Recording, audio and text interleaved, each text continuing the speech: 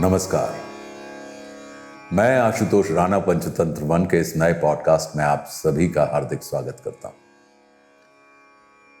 राम कथा केवल आस्था का विषय नहीं है, वो भारतीय चेतना की जीवित धारा है। इतनी व्यापक है कि उसे जिया भी जा सकता है और पूजा भी जा सकता है। समय के प्रवाह में भगवान राम के अनेक रूप हमारे सामने आते हैं। मर्यादा के आदर्श, धर्म के संरक्षक, लोकनायक और साथ ही ऐसे पुरुष जो जीवन की जटिल परिस्थितियों में निर्णय लेते हुए दिखाई देते हैं। यही कारण है कि वाल्मीकि रामायण केवल काव्य नहीं, एक जीवित इतिहास की तरह प्रतीत होती है। उसमें भाव भी है और तथ्य भी है, आदर्श भी है और यथार्थ भी है। वाल्मीकि रामायण का एक अत्यंत मार्मिक प्रसंग है अशोक वाटिका में माता सीता और हनुमान जी महाराज का मिलन। हनुमान जी महाराज वहां केवल पराक्रम के प्रतीक बनकर नहीं आते, बल्कि एक प्रखर ज्ञानी और नीति विशारद दूत के रूप में उपस्थित होते हैं। वे राम कथा का स्मरण कराते हैं, परिस्थिति का सूक्ष्म आकलन करते हैं और फिर भगवान राम की मुद्रिका देकर विश्वास स्थापित करते हैं। यह प्रसंग स्पष्ट करता है कि वाल्मीकि रामायण में हनुमान जी पूरी सेना के आधार हैं, बल, बुद्धि और भक्ति का अद्वितीय संतुलन। वाल्मीकि के राम अपने ईश्वरत्व की उद्घोषणा नहीं करते। वे धर्म का आचरण इसलिए करते हैं क्योंकि वो उनका स्वभाव है। रावण का लक्ष्य केवल माता सीता का अपहरण नहीं, बल्कि राम की मर्यादा, उनके धर्म, उनके आदर्श को चुनौती देना था।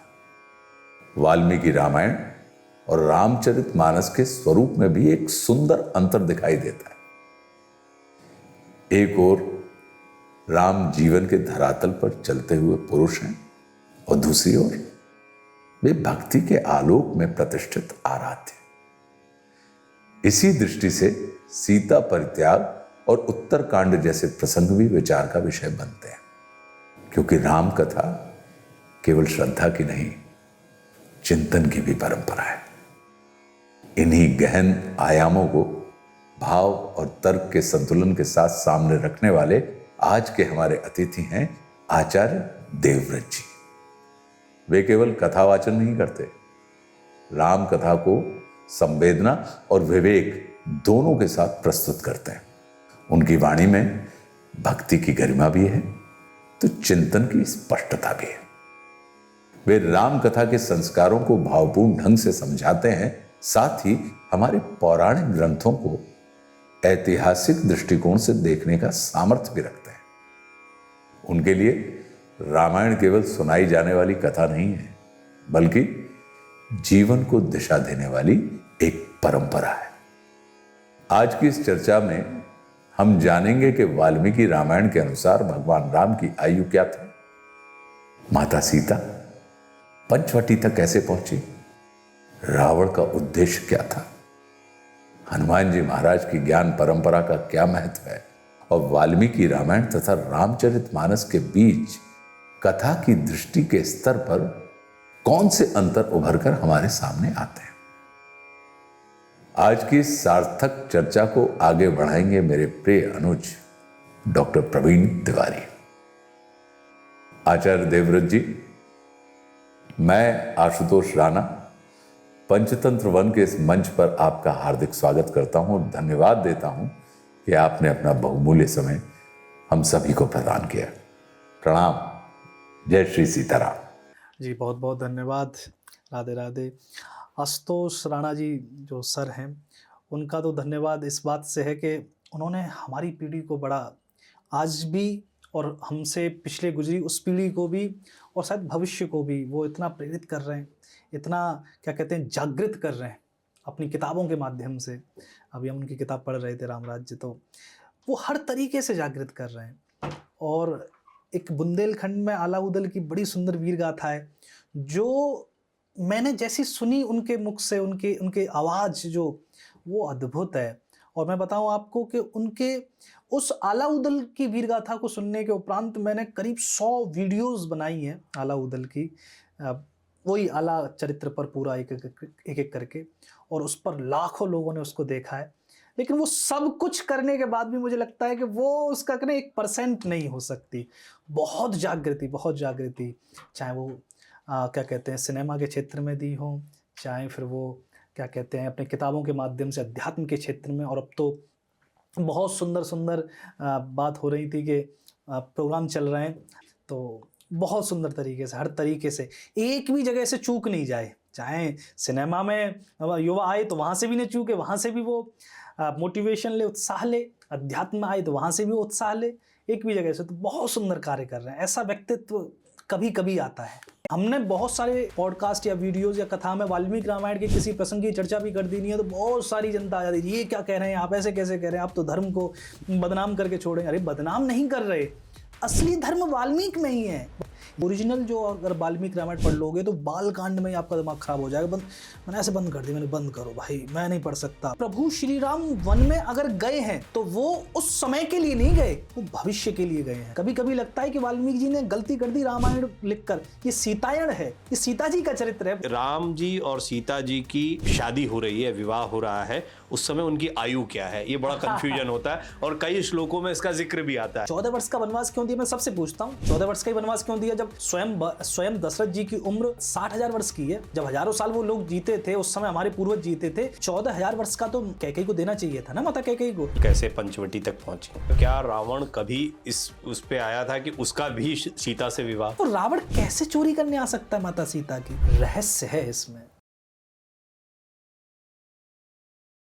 बहुत बहुत स्वागत है आचार्य जी आपका, और आपने समय निकाला पंचतंत्र वन के इस पॉडकास्ट के लिए, इसके लिए बहुत मन से आभारी हैं आपके। बहुत बहुत धन्यवाद। आज वाल्मीकि रामायण के विषय में हम चर्चा करने वाले हैं, और वाल्मीकि रामायण एक ऐसा विषय है, ऐसा कोई भारतवर्ष में नहीं होगा, या दुनिया भर में जितने भी लोग रामचरित को जानते हैं, राम के मर्यादा पुरुषोत्तम श्री रामचरित के चरित्र को जानते हैं, वाल्मीकि रामायण के बारे में जानते सब हैं, लेकिन सच पूछिए तो उसे कोई नहीं जानता वाल्मीकि रामायण में है क्या, क्योंकि रामचरितमानस से ही सब लोगों ने प्रभु श्री राम के चरित्र को जाना है।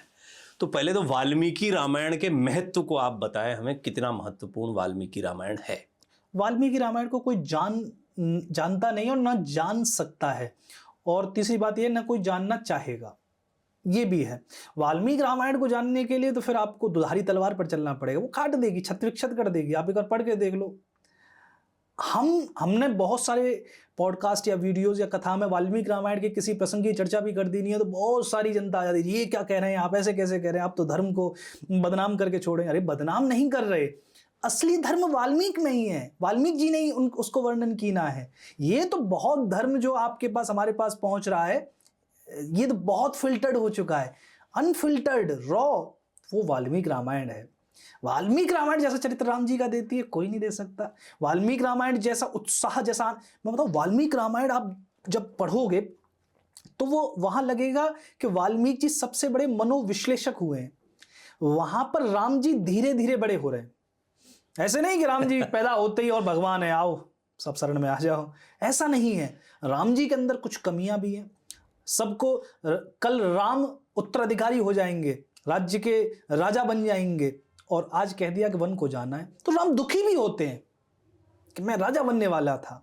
एक आम आदमी तो दुखी होगा ना, लेकिन फिर दुख को सहन करते हैं। बोले नहीं, पिता की आज्ञा सर्वोपरि है, पिता की आज्ञा ही सनातन धर्म है लक्ष्मण, इसलिए मैं भी मानूंगा, तुम भी लक्ष्मण तो कहते हैं कि पिता को मैं अभी कैद कर लेता हूं। लक्ष्मण तो कहते हैं कि भैया अगर आप पिता की आज्ञा से जा रहे हो तो पिता तो अब ये कह रहे हैं। दशरथ जी तो उल्टा कहते हैं कि राम मेरी आज्ञा मत मानो, मुझे कैद खाने में डाल दो और यहीं रह जाओ। तब राम कहते हैं नहीं नहीं पिताजी, आपकी आज्ञा जो पहली हुई वो राजधर्म थी, अब जो आपकी आज्ञा हो रही है वो वो कहते हैं मोहासक्त होकर, राजधर्म से बड़े आप भी नहीं हो। अब आप इस चीज को देखो ना कि प्रभु श्री राम वन में अगर गए हैं तो वो उस समय के लिए नहीं गए, वो भविष्य के लिए गए हैं, वो राजधर्म के लिए गए हैं। और राजधर्म भविष्य को रास्ता दिखाता है कि आगे आने वाली पीढ़ी क्या कहेगी कि राम लोभ के कारण रुक गए, मर्यादा त्याग दी नहीं, धर्म त्याग दीना, पिता की आज्ञा त्याग दीनी। अब पिताजी आपने जो आज्ञा दे दी वो आपके बस में भी तो नहीं रही ना। आपने तो साइन कर दिए, चेक पर साइन हो चुके, अब वो बाउंस होगा तो धर्म की मर्यादा चली जाएगी, इसलिए मुझे जाना पड़ेगा। तो राम तब लक्ष्मण जी को क्या कहते हैं, रोकते हैं। पहली बात तो रोकते हैं, मैं जो बात कर रहा हूं ना आपको, वाल्मीकि रामायण में राम जी लक्ष्मण जी को ये कह के रोक रहे हैं कि लक्ष्मण रुक जाओ, कल को भरत राजा बन गया तो हमारी माताओं को दुखी करेगा। अब ये राम वाल्मीकि के ही राम कह सकते हैं भाई, रामचरितमानस के राम तो ये नहीं कह सकते कि भरत दुखी करेगा। तो उसमें वाल्मीकि में स्वयं दशरथ जी ये कहते हैं कि राम को जल्दी राजा बना दो, मुझे भरत का भरोसा नहीं है। भरत तब भी साधु है लेकिन भरत का मन पलट सकता है, ये वाल्मीकि के राम ही कह सकते हैं, वाल्मीकि के दशरथ ही कह सकते हैं। तो राम धीरे धीरे उसमें प्रौढ़ अवस्था को धीरे धीरे मैच्योर हो रहे हैं, इसको कहते हैं ना कि धीरे धीरे उनकी अवस्था बदल रही है, धीरे धीरे उनके लोभ मोह उस सब पर वो विजय। 14 वर्ष का वनवास क्यों दिया, मैं सबसे पूछता हूँ, 14 वर्ष का ही वनवास क्यों दिया, जब स्वयं दशरथ जी की उम्र वाल्मीकि रामायण के अनुसार 60,000 वर्ष की है। जब हजारों साल वो लोग जीते थे, उस समय हमारे पूर्वज जीते थे, तो 14,000 वर्ष का तो कैकेयी को देना चाहिए था ना, माता कैकेयी को। ये 14 वर्ष क्यों, 14 वर्ष का कौन सा आंकड़ा था जो 14 वर्ष के लिए दिया? ये तो पिकनिक के समान था उस समय, जब हजारों साल जी रहा है कोई भी व्यक्तित्व, तो वो 14 वर्ष तो उसके लिए ऐसा है कि अभी गए अभी आए। नहीं, 14 वर्ष में कुछ तो है। 14 वर्ष में क्या है, 5 ज्ञानेंद्रियां हैं, 5 कर्मेंद्रियां हैं। ये जिव्या को स्वाद मांग रही है, इसको रोकना है ना। ये आंखें देखना चाह रही हैं कुछ, इसको रोकना है। कानों का रस, इसको जीतना है। इंद्रियों को जीतना है, फिर मन बुद्धि चित्त अहंकार, इन चारों चीजों को जीतना है। इन 14 चीजों को जीतना, तब रावण मरेगा। रावण ऐसे थोड़ी मर जाएगा। रावण भी सैद्धांतिक तौर पर बहुत ये दुर्गुणों का बना हुआ रावण है ना। वो अहंकार का प्रतीक, काम का प्रतीक, क्रोध का प्रतीक, लोग उसको वही मार सकता है जो सब पर विजय प्राप्त कर ले। तो राम, एक मैं सुंदर रामायण पढ़ रहा था कि जिसमें राम जी रावण को नहीं मार पा रहे, सब लोग परेशान हो गए, बोले क्यों नहीं मार पा रहे आप रावण को?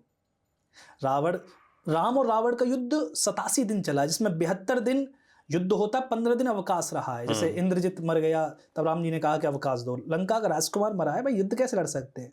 यही तो मर्यादा है राम जी की, युद्ध भी रोक देते हैं वो शत्रु के लिए। बोले नहीं, शत्रु ये मत समझो शत्रु कमजोर हो गया है, शोक में तो उस पर आक्रमण कर दे, नहीं, अवकाश दो। तो ऐसे करके 15 दिन का 32 दिन इसमें रावण लड़ा है। उन 32 दिन में रावण से राम जी का युद्ध हुआ है। तो राम जी मार नहीं पाते। एक रामायण में ऐसा वर्णन है, क्यों नहीं मार पा रहे? पूछा, बोले मुझे क्रोध नहीं आ रहा। इतना ज्यादा राम जी क्या कहते हैं, इन सब चीजों पर अपना अधिकार कर चुके हैं। क्रोध, मुझे भाव ही नहीं आ रहा, इस पर क्रोध ही नहीं आ रहा। तब क्रोध के श्लोक वहां पर पढ़े जाते हैं, क्रोध का आवाहन किया जाता है। मुझे बड़ी सुंदर कथा लगी कि राम जी क्रोध का आवाहन कर रहे हैं, क्रोध आए तो मैं मारूं इसको, नहीं मार नहीं पा रहा मैं इसको। बहुत सुंदर, बहुत सुंदर। तो वाल्मीकि रामायण आपको बताती है, वाल्मीकि रामायण अद्भुत है, पर वाल्मीकि रामायण को पचा पाना उतना ही कठिन है। आप नहीं पचा पाओगे।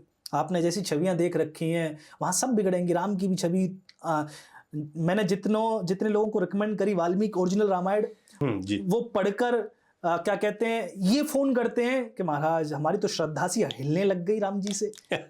तो राम जी श्रद्धा हिलाएंगे आपकी। रामचरितमानस के तुलसीदास जी ने लिखे वो राम जी को हम जानते हैं, और उसको भी और अच्छे से हमारे सीरियल्स ने दिखाया है। बाकी वाल्मीकि जी के न तो राम को जानते, न किसी और, न हनुमान जी को जानते। हनुमान जी का जो चरित्र कितना अद्भुत है। इसको थोड़ा व्यवस्थित तरीके से आगे बढ़ते हैं। कौन कौन सी ऐसी बातें हैं जो बाबा तुलसीदास के श्री राम और वाल्मीकि राम को अलग कर? एक तो आपने बताया कि एक मानव रूप में जो संघर्ष एक पढ़ने वाले का हो सकता है, सुनने वाले का हो सकता है, वो उससे सीधा कनेक्ट करेगा, बजाय इसके कि सीधे अवतार आ गए हैं, विष्णु भगवान के अवतार आ गए, अब तो क्या है, सब लीला ही लीला है। वहां पर बिल्कुल दिखाया गया है। बल्कि अयोध्या कैसी है, कितने मंजिले मकान हैं, सब किस तरीके से अयोध्या का निर्माण किया गया। उस समय सोने की अयोध्या भी बताई गई, सिर्फ सोने की लंका ही लोग जानकर चलते हैं। बालकांड से ही आप देखिए कितना बढ़िया सुंदर उसका पूरा वर्णन शुरू होता है। ये दोनों का जो फर्क होता है, और इस फर्क को जब आप रखते हैं, और आपने कहा कि लोग कहते हैं अरे हमारी थोड़ी सी श्रद्धा हिल जाएगी, कौन कौन से ऐसे बिंदु आते हैं जो आप भी थोड़ा सकुचा जाते हैं कि मैं बोलूं या ना बोलूं इस विषय में, जो आप यहाँ पे रख सकते हैं वो बताएं। बहुत सारे बिंदु हैं। गीता प्रेस गोरखपुर की जो वाल्मीकि रामायण है वो भी बहुत फिनिश्ड है, बहुत फिल्टर लगा दिए हैं। ओरिजिनल जो अगर वाल्मीकि रामायण पढ़ लोगे तो बालकांड में ही आपका दिमाग खराब हो जाएगा। मैंने ऐसे बंद कर दी, मैंने बंद करो भाई, मैं नहीं पढ़ सकता। मैं खुद ये क्या कर रहे हैं, ये मैं इसको बता भी नहीं पा रहा हूँ यहाँ पर। वो चीज वहाँ एक चीज, हाँ, एक दो चीजें हैं मेरे भी जहन में आ रही है जब आप बोल रहे हैं। ऐसी घट रही। गीता प्रेस गोरखपुर ने तो बहुत फिल्टर्ड कर दी है वो चीजें। अच्छा, मैं मूल वाल्मीकि रामायण की बात करूं तो जैसे प्रभु श्री राम जो हुए हैं वो 7,000 वर्ष पहले माने जाते हैं, 7-7:30 बजे, क्योंकि जन्म नक्षत्र देखते हैं, और उनको पहुंचा जाए तो 14,000 वर्ष तक उनका समय जाता है। वैसे हम तो लाखों साल पहले मानते हैं कि राम जी 11 लाख साल पहले आए, आप उस तरीके से, फिर भी मिनिमम 7,000 वर्ष पहले आए। लेकिन आज जो वाल्मीकि रामायण है वो वाल्मीकि जी ने राम जी के समय लिखी, लेकिन आज जो वाल्मीकि रामायण है वो रामायण नहीं, 7,000 वर्ष पुरानी है। आज जो वाल्मीकि रामायण है उसकी डेटिंग 3,000 वर्ष पुरानी जाती है। ये डेटिंग करने का भी एक तरीका होता है, ये साइंटिफिक है और ये प्रूवन है, ऐसा नहीं है कि ये कोई ऐसी हवा में बातें हैं। तो 3,000 साल पुरानी हमारे पास वाल्मीकि रामायण है। उसमें भी बालकांड और उत्तरकांड ये हमारे पास 1500 साल पहले, यानी कि जब सोने की चिड़िया कहा जाता था भारत को चंद्रगुप्त विक्रमादित्य हुए उस समय के हमारे पास उपलब्ध हैं वो पांडुलिपियां। तो ये तो 1500 साल पहले के, 3,000 साल पहले के बाकी के कांड हैं। तो हमारे पास ये तो मूल वाल्मीकि रामायण नहीं है। फिर भी हमारे पास जो मूल वाल्मीकि रामायण है उसको भी पचाना बड़ा दूभर है। एक तो वो होती है हमारे पास, क्योंकि 8,800 श्लोक में वर्णन की ना महाभारत का जय नाम से लिखी है श्री वेदव्यास जी ने, वो धीरे धीरे बन के 1 लाख श्लोक हो गए। तो मूल वाल्मीकि रामायण में क्या कथा रही होगी, वो क्या, अब जैसे प्रभु श्री राम हिरण को, जब माता सीता हिरण को देखती है, मारीच को देखती है तो अट्रैक्ट होती है, कहती है कि मुझे ये चाहिए स्वामी। एक बैगा रामायण है, उस रामायण में ये कुल ऐसे नहीं, मुझे बहुत अच्छी कथा लगी है। उसमें ये है कि वो जो हिरण है मारीच बन के आता और माता सीता की पंचवटी पे एक छोटी सी बगिया है, बड़ी प्यारी सी, जो खुद अपने हाथों से उन्होंने सजाई है, छोटी छोटी एक बगिया बनाई है, उसको वो उजाड़ता है। तब यहां पर राम उसको मारने के लिए दौड़ते हैं। मुझे ये ज्यादा लॉजिकल लगी चीज है कि बजाय ये कि माता सीता अट्रैक्ट हो रही है, आकर्षित हो रही हैं, बजाय तो राम तो मारेंगे ना ऐसे उसको, तो राम उसके पीछे भागते हैं। तो ये बहुत सारी बात है, अब शुरू से बात करें इस पर तो वाल्मीकि रामायण बड़े अच्छे सुंदर भाव से प्रारंभ होती है। वो है पुत्र कामेष्टि यज्ञ, जहां पर राजा दशरथ पुत्र कामेष्टि यज्ञ करते हैं और राजा दशरथ की 700 रानियां, क्या कहते हैं, 350 रानियां, 353 रानियां वाल्मीकि रामायण में है। 700 रानियां अलग अलग रामायणों में, जैसे रंगनाथ हो गई, आनंद हो गई, अलग अलग, तो 353 रानियों का वर्णन वहां पर आया है। उसमें भी प्रत्येक वर्ण की रानी है, ऐसा नहीं क्षत्रिय है केवल, क्षत्रिय भी है, वैश्य भी है।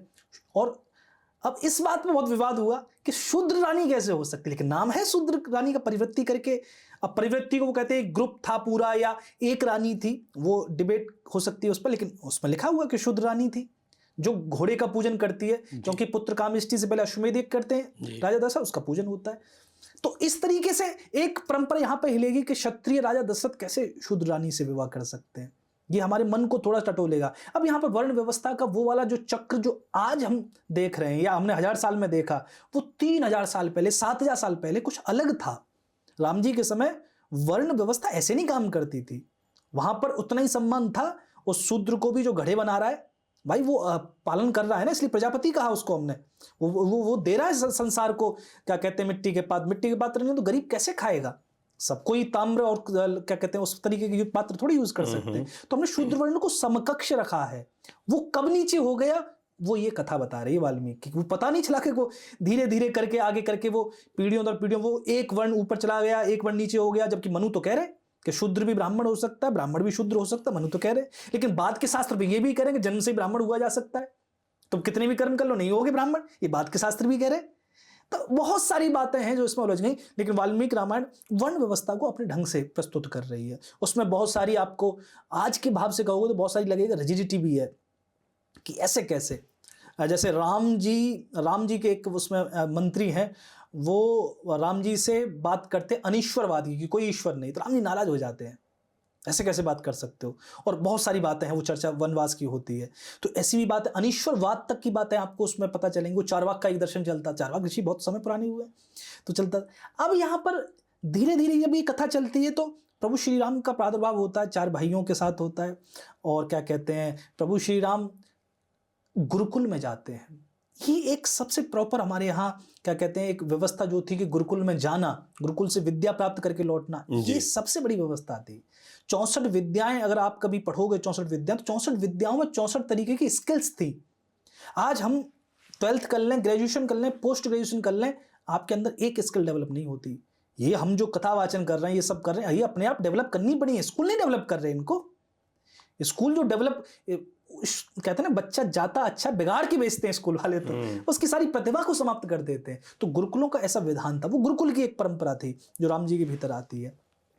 अब जो आपने पूछा कि तुलसीदास जी की में और वाल्मीकि रामायण में क्या अंतर है, उस रामायण में बेसिक अंतर यह है कि राम जो है वो नॉर्मल बिहेव करते हैं। वाल्मीकि रामायण में, रामचरितमानस में राम एज अ क्या कहते हैं ना कि अवतार बिहेव करते हैं। जैसे माता कैकेयी ने कहा कि राम तुमको वनवास जाना, तो रामचरितमानस में प्रसन्न हो जाते हैं, मैं ये क्या बात कर दी, मेरा भाई भरत राजा बनेगा तो ये जो अयोध्या है ना, ये अयोध्या नहीं, नगरी नहीं, ये आश्रम बन जाएगी। भरत साधु है भैया, तूने आनंद कर दिया।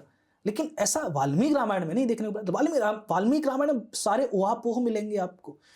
और सीता जी का जैसा कैरेक्टर अद्भुत है वाल्मीकि में, वैसा किसी भी नहीं। बाकी सभी रामायणों में सीता जी पीछे पीछे चलने वाली हैं, लेकिन वहां पर जब सीता जी आती है कि राम जी मैं आपके साथ चलूंगी, राम जी बड़ा ज्ञान देते हैं, सुनो ऐसे नहीं, ये कर्तव्य, ये कर्तव्य, ये कर्तव्य। बोले सुनो, कर्तव्य बहुत ले रखे, मैंने बहुत ज्ञान ले रखा है, मेरा परम कर्तव्य यह है कि मैं आपके पीछे चलूं, आप नहीं तो मैं समाप्त हो जाऊंगी। वहां सीता जी रोती नहीं है, वहां सीता जी उनको कर्तव्य बताती है कि मेरा सबसे प्रथम कर्तव्य यह है कि मैं आपके साथ चलूं।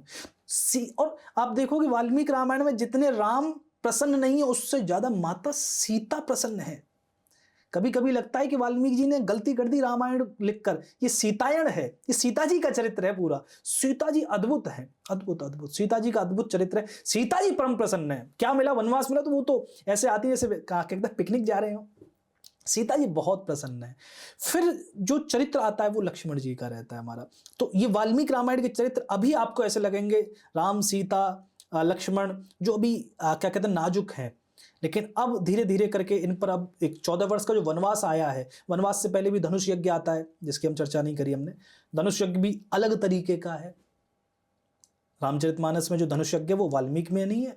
रामचरितमानस में धनुष यज्ञ है, सारे राजा बैठे हुए हैं और सभी राजाओं ने एक एक करके धनुष उठाया, नहीं उठा, अंत में राम जी जाते हैं। ये धनुष यज्ञ है। वाल्मीकि रामायण में बिल्कुल ना, परशुराम जी हैं, परशुराम जी रास्ते में मिलते हैं। वाल्मीकि रामायण में ये धनुष यज्ञ हो चुका है, कंप्लीट हो चुका। हाँ, उसमें सीधे वो मतलब, और राजा दशरथ भी हैं उसमें। वाल्मीकि रामायण में दशरथ जी अपने पूरा पुत्र के साथ में बहू को लेकर आ रहे हैं। वो मैं आपको बताऊं क्या रहता है कि जैसे ही राजा जनक ने आदेश किया ना कि मैंने ये प्रतिज्ञा कर ली, तो बड़े बड़े राजा लोग आने लग गए।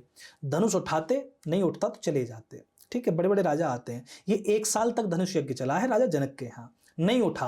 अब राजाओं ने एक दूसरे को पत्राचार किया ना कि हमसे भी नहीं उठा, तुमसे भी नहीं उठा। बोले तुमसे भी नहीं उठा। 8, 10, 15 राजाओं ने मिलकर सोचा कि जब किसी से नहीं उठा तो ऐसा करते हैं कि सीता से तो विवाह कर ही लेते। बोले कैसे करोगे? बोले आक्रमण करके करेंगे। बोले आक्रमण करके तो तुम कर लोगे, फिर किसके साथ विवाह होगा? फिर आपस में लड़ लेंगे। तो सारे राजा जनक जी पर आक्रमण करते हैं वाल्मीकि रामायण में। और वाल्मीकि रामायण की आप अद्भुत पराकाष्ठा देखो कि जनक जी कहते हैं कि सुनो, बिना धनुष उठाए नहीं दूंगा सीता को, आ जाओ लड़ लो। जनक जी युद्ध करते हैं। ये अद्भुत पराकाष्ठा है कि वहां दशरथ जी की पहली संतान शांता के रूप में होती है और उसको भी गोद दे देते हैं अपने मित्र रोमहर्षण को, रोमपाद को। और यहां पर क्या होता है? यहां पर एक परित्यक्ता जिसको कहे ना, जमीन से तो निकली थी माता सीता, बोले नहीं, कन्या को ऐसे तो नहीं दे सकता, युद्ध लड़ूंगा। भाई आप सोचो, इस युद्ध को आप ऐसे मत देखो, ऐसे देखो पूरे देश पर संकट आ गया। ये 10-15 राजा जो मिलकर लड़ रहे हैं, ये जीत गए तो ये नष्ट कर देंगे, जलाकर खाक कर देंगे पूरा जनक का राज्य। लेकिन जनक कहते हैं बिना प्रतिज्ञा, बिना धनुष उठाए मैं अपनी पुत्री किसी को नहीं दे सकता। ये हमें बताता है, इसमें तो बहुत सारी चीजें बताई जा सकती हैं कि स्वयंवर का क्या महत्व था। मैं अपनी पुत्री को योग्य वर को ही दूंगा, अयोग्य को नहीं दे सकता। ये पाप है अयोग्य वर को देना। ऐसे नहीं, जो योग्यता है साबित करो, ले जाओ। युद्ध चलता है, युद्ध में यज्ञ से फिर सेना आती है, रक्षा होती है। लेकिन अब युद्ध भी समाप्त हो चुका है और आपका धनुष यज्ञ जो स्वयंवर था वो भी समाप्त हो चुका है। राम जी जब पहुंचते हैं तब सब कुछ वहां हो चुका है। और राम जी को ये भी नहीं पता, जब विश्वामित्र जी कहते हैं कि राजा जनक इनको वो तो दिखाओ राम जी को धनुष कैसा है, तो राम जी को ये भी नहीं पता कि ये धनुष उठाने से विवाह हो जाएगा। वो तो गुरु आज्ञा होती है कि इसको धनुष को उठाओ, इसमें क्या, इसको उठाया, प्रतिज्ञा ये थी कि प्रतिंचा चढ़ानी है, वो टूट जाता है, वो बात अलग है। तो वो कहते हैं ताली बज जाती है, वहां तक बोलो शादी हो गई। बोले किसकी हो गई? बोले आपकी हो गई। मेरी कैसे हो गई? बोले ये तो प्रतिज्ञा थी इनकी। तब यहाँ पर राजा दशरथ और वो सब आते हैं। फिर वहाँ गुरु परशुराम का चरित्र आता है। आप देखो, आनंद देखो कि रामचरितमानस के जो राम है वो हाथ जोड़ के बात करते हैं परशुराम, भगवान परशुराम से, लेकिन वाल्मीकि रामायण के राम हाथ जोड़कर बात, पहले तो प्रणाम करते हैं, सब पूरा सम्मान देते हैं, लेकिन बाद में फिर क्रोध भी करते हैं। अब राम जी का क्रोध पढ़ना, कप जाएंगे सब उसको। मैं पढ़ते हुए राम अब अपनी पराकाष्ठा में आ रहे हैं, ऐसे नहीं। गुरु परशुराम ने क्रोध कीना था सहस्त्रार्जुन पर, लेकिन वो ये भूल गए कि क्रोध को शांत भी करना है। अब वो सब पर क्रोध किए जा रहे हैं। सहस्त्रार्जुन पर कर लिया, बाकी दुष्ट क्षत्रिय राजाओं पर कर लिया, लेकिन राम को तो देखो सामने कौन है। वो क्रोध नहीं कर रहे रावण पर, रावण भी तो था, रावण भी तो दुष्टता कर रहा है, लेकिन गुरु परशुराम उस पर क्रोध नहीं कर रहे, राम पर क्रोध कर रहे हैं। तब यहां पर राम का क्रोध मर्यादा बांधने के लिए है कि आप आवेश अवतार हो और मैं पूर्ण अवतार हूं, कृष्ण परिपूर्णतम अवतार है। तब ये मर्यादा बांधने के लिए कि जब क्षत्रिय दुष्ट हुए तब ब्राह्मण ने फरसा उठाया। आज ब्राह्मण दुष्ट हो चुका रावण, इसलिए क्षत्रिय को धनुष उठाना पड़ेगा। अब आप शांत हो जाइए। एक मर्यादा बांध रही है वाल्मीकि रामायण ना।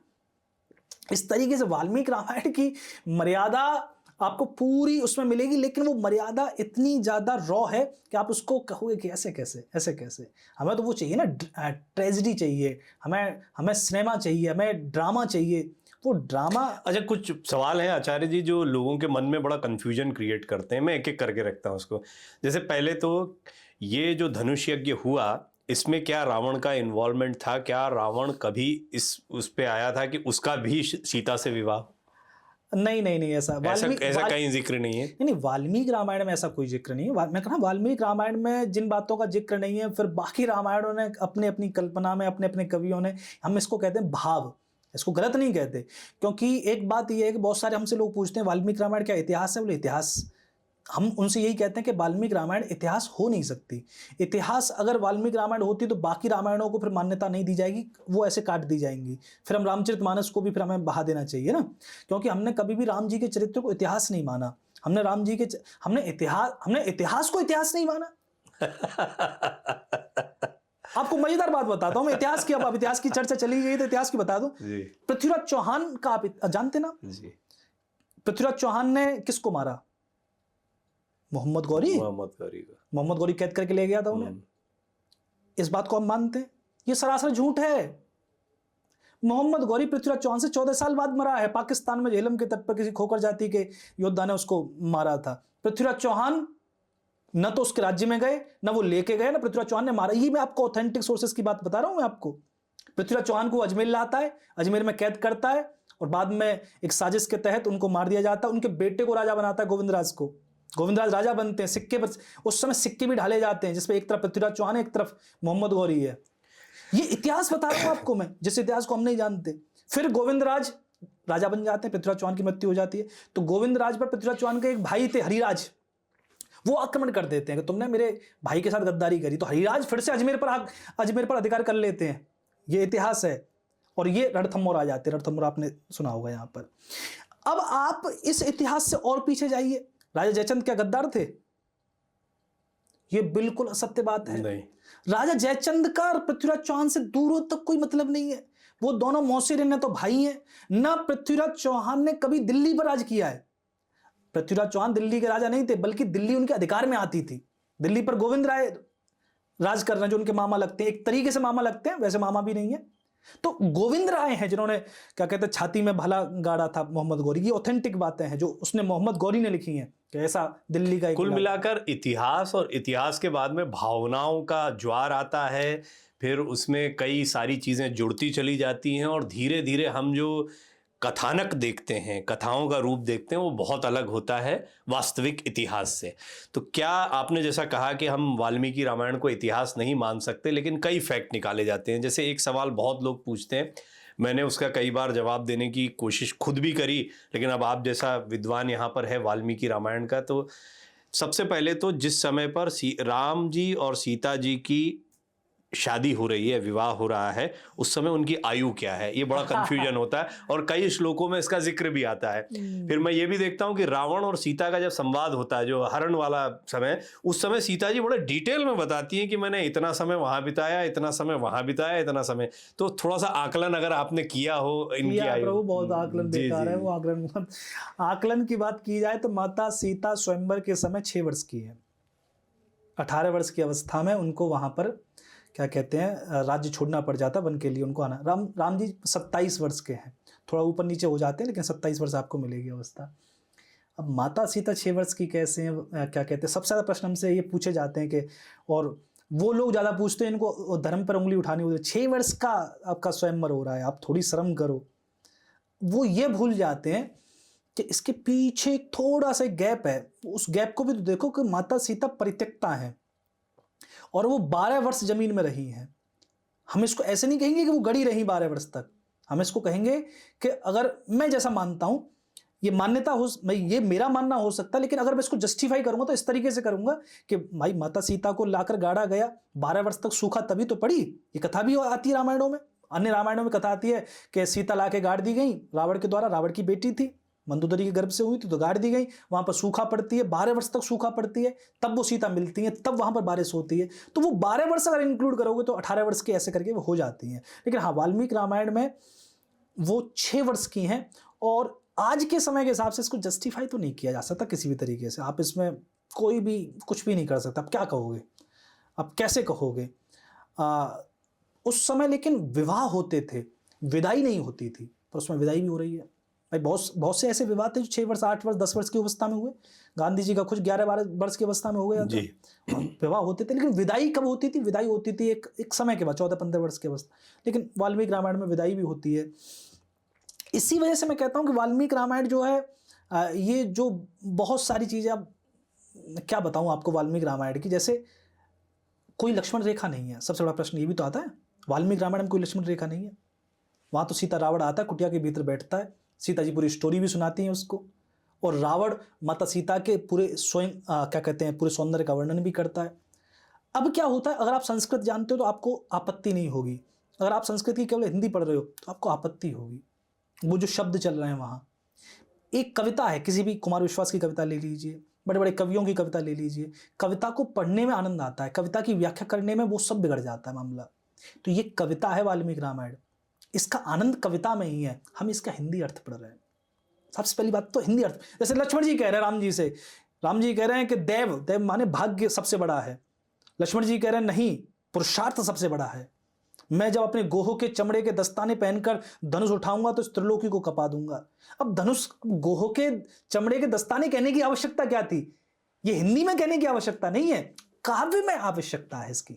कविता को पूरा करना है ना एक छंद जी। तो बहुत सारी चीजें तो इसमें छंद पूर्ति के लिए है, जिसको हम एज इट इज ले लेते हैं कि अरे ऐसा कैसे कह दिया। तो हम काव्य वाले हिस्से को ज्यादा महत्व देकर उसके मूल तत्व को भूल जाते हैं या उससे दूर चले जाते हैं। आपने बताया कि जिस समय पर माता सीता का विवाह हुआ, 6 वर्ष उनकी आयु है, फिर इसके बाद में वो अयोध्या की तरफ वापस लौटते हैं, विदाई हो जाती है। कितना समय फिर मिलता है, क्योंकि इमीडिएट उसके बाद में तो श्री रामचंद्र को वनवास मिल नहीं रहा है, वो कितना गैप है? मैं आपको बताता हूँ, पूरा रामचंद्र जी की वाल्मीकि रामायण के अनुसार मैं आपको आयु बताऊं कि प्रभु श्री राम 5 वर्ष 5 महीने 5 दिन के होते हैं, गुरुकुल में प्रवेश करते हैं। 14 वर्ष की अवस्था में गुरुकुल से बाहर आते हैं। 1 साल प्रभु श्री राम अयोध्या में रहते हैं। विश्वामित्र जी उनको फिर धनुष यज्ञ में ले जाते हैं, पहले वो रक्षा करते हैं, फिर धनुष यज्ञ में। माता सीता से विवाह होता है 15 वर्ष की करीब अवस्था में। 12 वर्ष तक प्रभु श्री राम रहते हैं अयोध्या में माता सीता के साथ। तब 27 वर्ष की अवस्था में प्रभु श्री राम को वनवास की आज्ञा होती है। चित्रकूट में 11 वर्ष 11 महीने 11 दिन तक उनका निवास रहता है। उसके बाद वो यात्रा पर निकलते हैं और वो यात्रा चलती है करीब 9 वर्ष तक, 10 वर्ष तक यात्रा चलती है। 10 वर्ष की इस यात्रा में वो जगह जगह रुकते हैं, कभी 4 महीने, कभी 2 महीने, कभी 11 महीने, अलग अलग जगह रुकते हैं। और अंतिम जो वर्ष था उनका, वहाँ पर वो पहुँचते हैं किष्किंधा, पंचवटी। हाँ जी, ठीक है। 40 वर्ष की करीब 39.5 वर्ष की प्रभु श्री राम की उम्र थी जब माता सीता का हरण हुआ। 39.5-40 वर्ष की आप उम्र मानो। और माता सीता 10 महीने तक अब लंका में रहती हैं, 10 महीने तक लंका में रहने के बाद उनको हनुमान जी का दर्शन होता है प्रथम बार।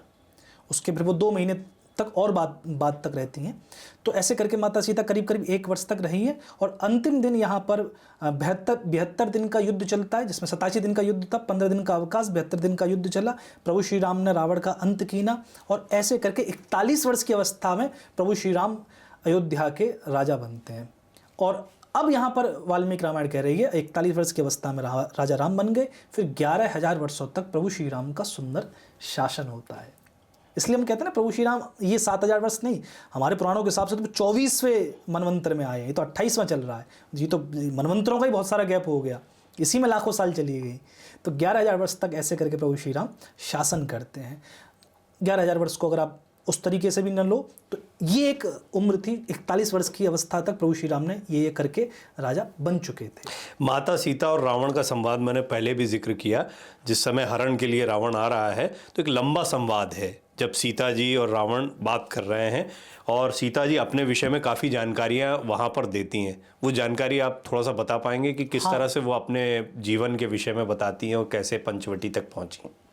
माता सीता मैंने कहा ना कि एक तो लक्ष्मण रेखा का वर्णन नहीं है इसमें, और वो लक्ष्मण रेखा का वर्णन सबसे पहले रंगनाथ रामायण में आता है, जो कि एक बुद्धा रेड्डी, एक सामंत थे, एक राजा कह लो उनको, और अपने पिता के नाम पर उन्होंने लिखी। तो 7 लक्ष्मण रेखा का वर्णन किया उन्होंने जी। बाद में कृतवास ने लक्ष्मण रेखा का वर्णन किया और तुलसीदास जी ने परोक्ष रूप से लंका कांड में किया, उसमें नहीं किया। तो लक्ष्मण रेखा है नहीं, लक्ष्मण रेखा की उस समय जरूरत नहीं थी हमें कि हम कैद करके जाएं अपनी स्त्री को। ये एक विचार है ना, एक विचार है कि क्या कहते हैं, स्त्री इतनी समर्थ होनी चाहिए कि बिना लक्ष्मण रेखा के भी वो जी सके। लेकिन फिर हमने वहां पर दिखाया कि जब दुष्ट रावण जैसा, अब इसमें रावण को भी हमें कई तरीके से समझना पड़ेगा। रावण को जैसे आपको समझो कि सब कहते हैं रावण अहंकारी था, अहंकार में अंधा था। रावण को थोड़ा सा टटोलो वाल्मीकि रामायण के रावण को, तो वहां पर रावण आपको निरा अहंकारी, निरा बेवकूफ नहीं लगेगा।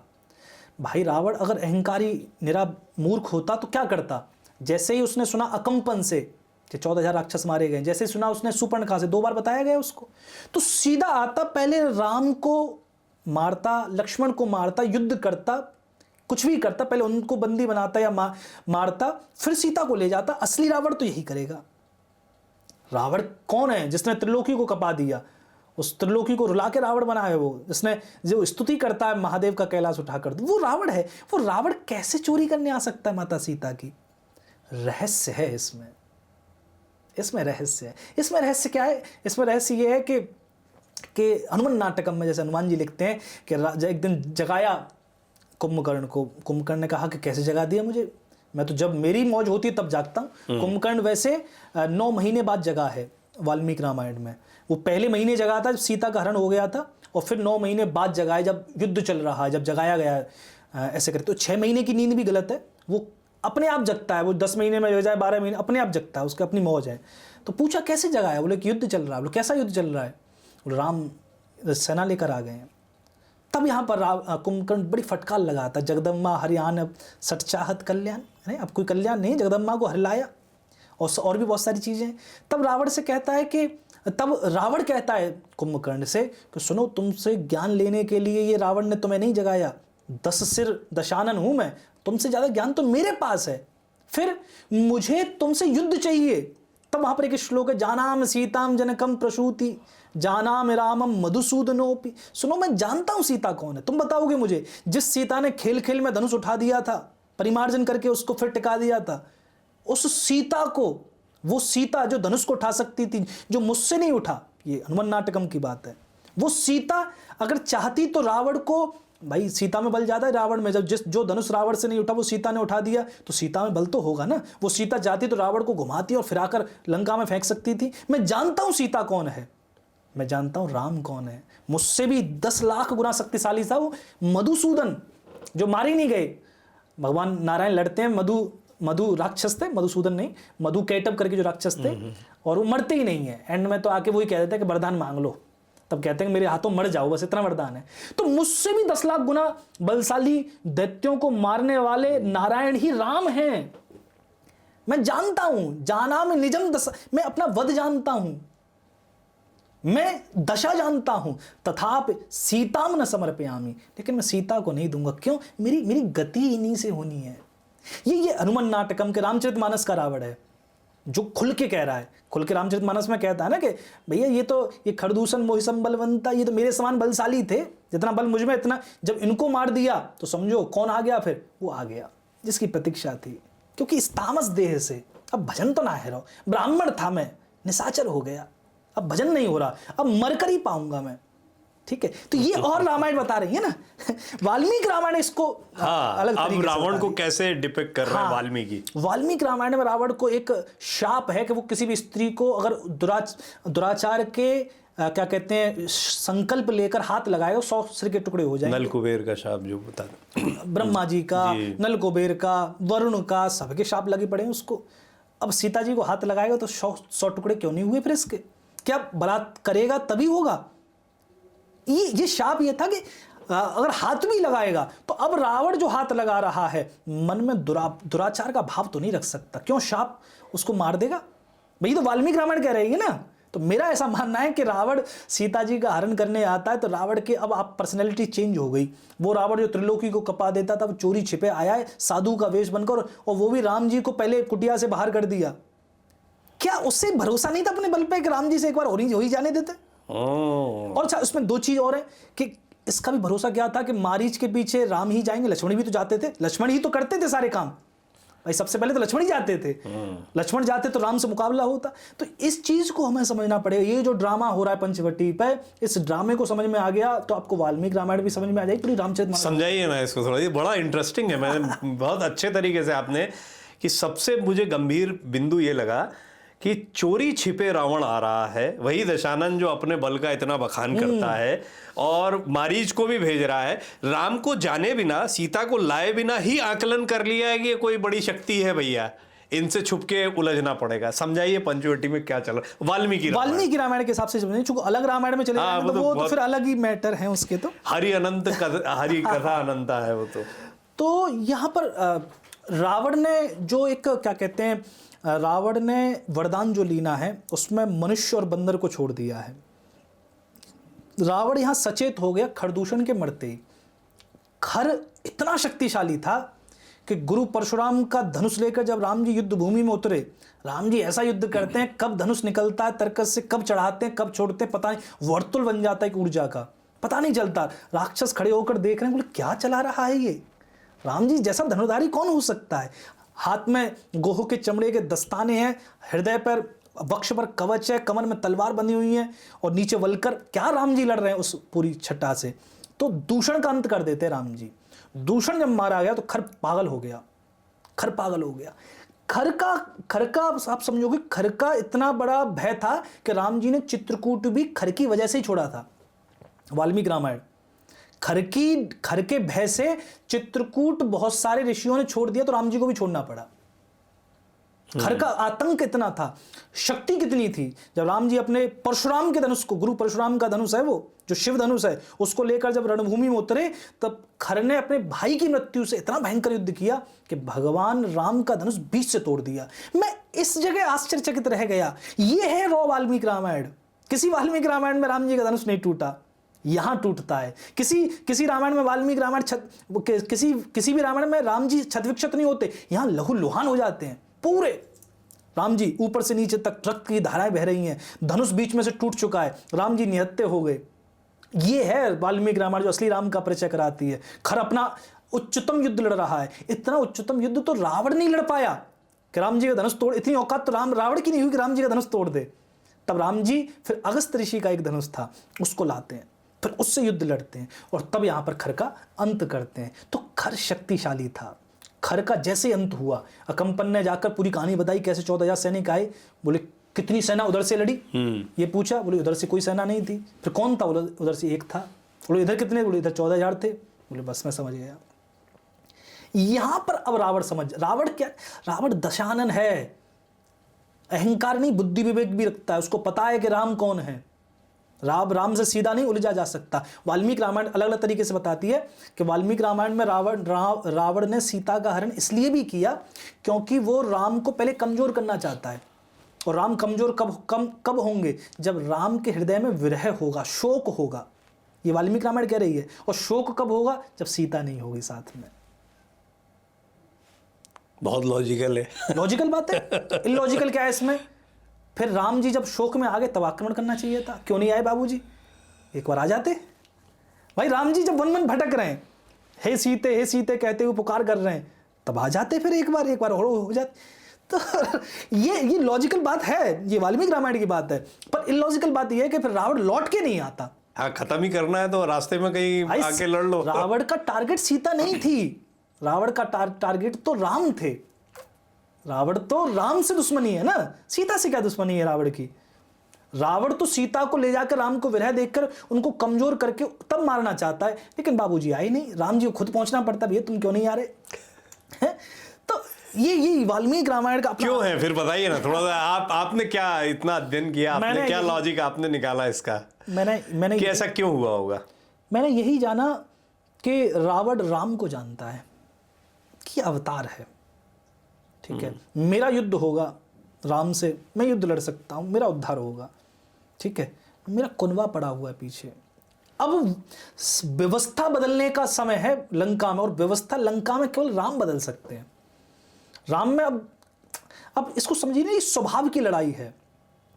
स्वभाव की लड़ाई है कि अब स्वभाव भी लंका का तब बदलेगा जब राम पहुंचेंगे। अभी तक निशाचरी लंका हुई पड़ी है, वो विभीषण आएगा तभी तो निशाचरी से क्या कहते हैं, वो जो ब्राह्मण तत्व था वो जागृत होगा, वो भक्ति जागृत होगी।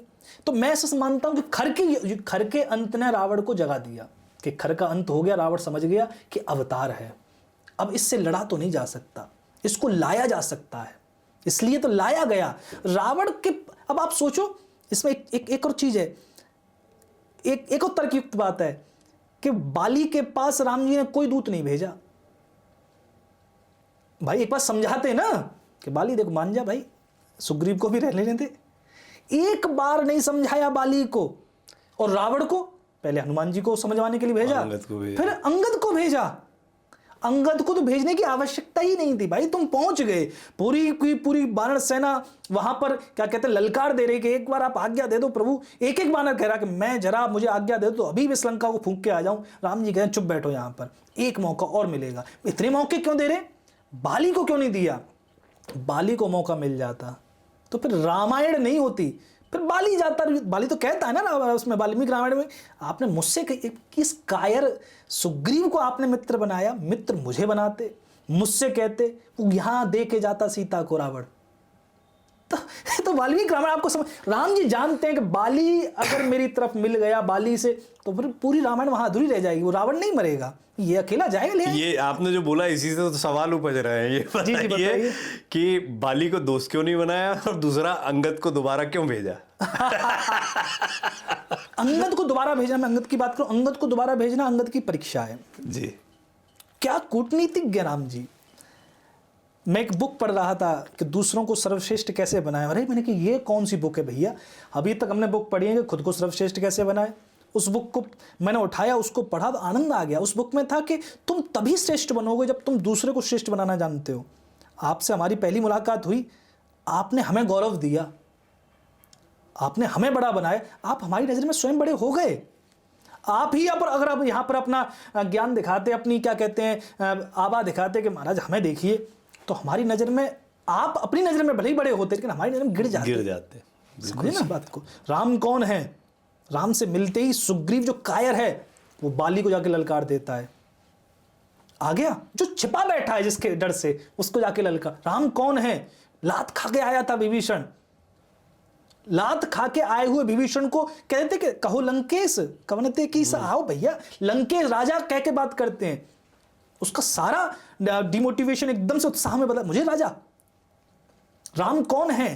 राम फिर अंगद को भेजते हैं। अंगद को भेजना कूटनीतिज्ञ है। अंगद कौन है? अंगद के पिता का अंत कर चुके हैं राम जी, अंगद के सुग्रीव को राजा बना चुके हैं। और अंगद अगर मन में ये सोचता है कि राम ने मेरे पिता को मार दिया तो ये लौटेगा नहीं लंका से। अंगद कहा जाऊं मैं पारा जी संशय कछु फिरती बारा, ये एक चौपाई है ना, जामवंत कहते हैं कि अंगद जाओ कूद के। अंगद बोला चला तो जाऊंगा, लौटने का नहीं पता। क्यों नहीं पता? कि मैं वहीं रह जाऊंगा, मुझे अभी इतना राम जी पे भरोसा नहीं है। रावण ने कभी मना लिया तो पिता की मौत का बदला लेना हुआ तो? हाँ, दो दुश्मन एक ना हो जाएं, ये भी एक संशय आता है। और फिर हम तो बहुत सारी उसमें अलग अलग अर्थों में कहते हैं, फिर ये भी संशय आता है कि मुद्रिका जिसको दी है भैया उसी पे विश्वास राम को, हम पे थोड़ा ही है। हमें तो जब राम जी को हम पे विश्वास नहीं तो हम खुद पे विश्वास कैसे करें? मुद्रिका अगर हमें मिलती तो राम, हम समझ जाते कि हम ही चुने इस काम के लिए, जिसको दी नहीं है उसी पे विश्वास है तो वही करेगा। इसका भी ये करते हैं। तो अंगद को दूत बनाकर इसलिए भेजा कि अंगद की भी थोड़ी सी क्या कहते हैं अंदर से अंगद को भी समझ में आ जाए कि अंगद किसके पक्ष में है। तब रावण को देखता है अंगद, तब रावण कहता है ना कि तू बाली का, मेरे मित्र का तू क्या कहते हैं पुत्र है, तू किस शत्रु के साथ मिल गया है। और आप क्या कहते हैं रामचरितमानस की यहाँ पर ऊंचाई है, वाल्मीकि रामायण अपने ढंग से उसको बताती है, लेकिन रामचरितमानस में तो अंगद पैर गाड़ कर कह देता है कि मैंने पैर गाड़ दिया है और अगर तुम जो मम चरण सकस सठ तारी और फिर ही राम सीता में, राम सीता को हार जाएंगे अगर तुमने ये पैर उखाड़ दिया तो। कितनी बड़ी बात कह दी नहीं है। तो यहां पर अभी ये दर्शाया इसलिए क्योंकि कूटनीति की बात यही है कि अगर ये जो मुख्य अंगद को रामचरितमानस में मुख्य नहीं है, किसी और रामायण में मुख्य नहीं है, अंगद वाल्मीकि रामायण का बहुत बड़ा केंद्र है। अंगद पर तो चर्चा होती नहीं है। अंगद की वजह से ही वानर सेना सुग्रीव के साथ है। युवराज, क्योंकि उस समय अगर युवराज अंगद नहीं बनता, लक्ष्मण जी तो हंस पड़े थे जब सुग्रीव ने सारी कहानी सुनाई। सुग्रीव सुना रहे हैं कि मैं भैया बाली के साथ गया था, युद्ध हो रहा था, फिर मैं आ गया, मैंने समझा भैया मर गए तो फिर मैं आके फिर मुझे राजा बना दिया। लक्ष्मण जी हंस पड़े। राम जी ने पूछा क्यों हंस रहे हो? बोले इसीलिए हंस रहा हूं कि अरे इस बावले को भैया मर गया तो खुद को राजा बनाना था कि अंगद को? भाई का राज्य है तो भाई का बेटा ही तो बनेगा, तू उसका संरक्षण करता। खोट इसके मन में है। तो आप रामायण को किसी भी तरीके से आप उलट पलट के देखिए, बहुत सारी चीजें ऐसी हैं जो दिमाग घुमा देती हैं। ये पांव जमाने वाली बात वाल्मीकि रामायण में मिलती है। वाल्मीकि रामायण में हाँ, इसको अलग तरीके से वर्णन की ना। वाल्मीकि रामायण में तो अंगद जी जब प्रवेश करते हैं लंका में, अरे लंका में प्रवेश करते ही क्या कहते हैं भयभीत हो जाती है लंका। बोले वही वानर आ गया जो पहले लंका जला के गया था। ठीक है, फिर वहाँ पर वो जाते जाते एक का उद्धार कर देते हैं। फिर बात चर्चा भी होती है। वाल्मीकि रामायण में हनुमान जी का, जैसे वो उन्होंने वाटिका जब उजाड़ी तो वो एक अलग चरित्र है। वहाँ पर हनुमान जी एक मंदिर भी तोड़ते हैं जो कि राक्षसों के कुल देवता का मंदिर था। हनुमान जी वाटिका को उजाड़ते हैं। अब आप कहोगे कि हनुमान जी ने वाटिका क्यों उजाड़ी? ये एक चीज है, सोचा जाए तो वाटिका को उजाड़ने का क्या तात्पर्य था? दुश्मनी मोल लेनी थी तो सीधे सीधे जाके सैनिकों को मारते, तो उन्होंने पहले वाटिका उजाड़ी है।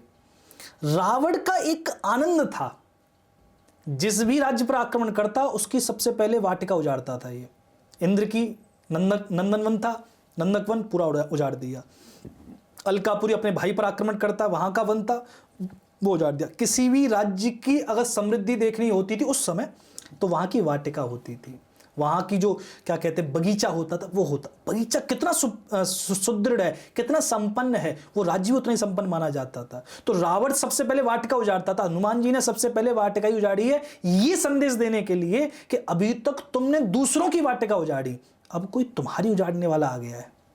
ये एक बहुत बड़ा कहते हैं एक छुपा हुआ संदेश है, साइकोलॉजिकल गेम भी है। हाँ, अलाउद्दीन का तो युद्ध पृथ्वीराज चौहान से वाटिका के पीछे हुआ था। अब बुंदेलखंड में तो आपका तो वाटिका बहुत इंपॉर्टेंट थी। अच्छा, अशोक वाटिका राम जी के अयोध्या में भी है, वाल्मीकि रामायण में उसका नाम है अशोक वनिका। अशोक वनिका यहाँ पर भी है, अशोक वाटिका वहाँ पर भी। तो ऐसे करके बहुत सारी, जैसे एक ये आपने जो प्रसंग निकाला हनुमान जी महाराज का, हनुमान जी जो वाल्मीकि रामायण में दिखाई देते हैं उसमें तो जब वो आग लगाते हैं सब जगह, उसके बाद में फिर वो आत्महत्या तक करने का विचार करते हैं कि अरे ये मैंने क्या कर दिया।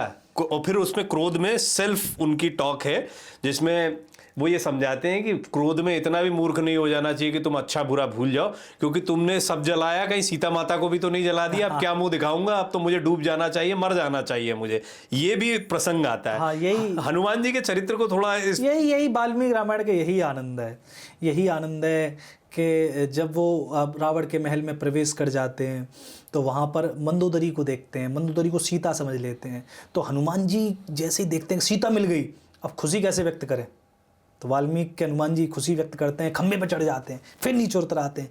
जैसे बंदर चपलता करता है वैसे हनुमान जी चपलता कर रहे हैं। भाई कहीं नहीं मिलेगा आपको ऐसी चपलता, पूंछ को चूमते हैं अपनी उठा उठा के, और ये सीता मिल गई।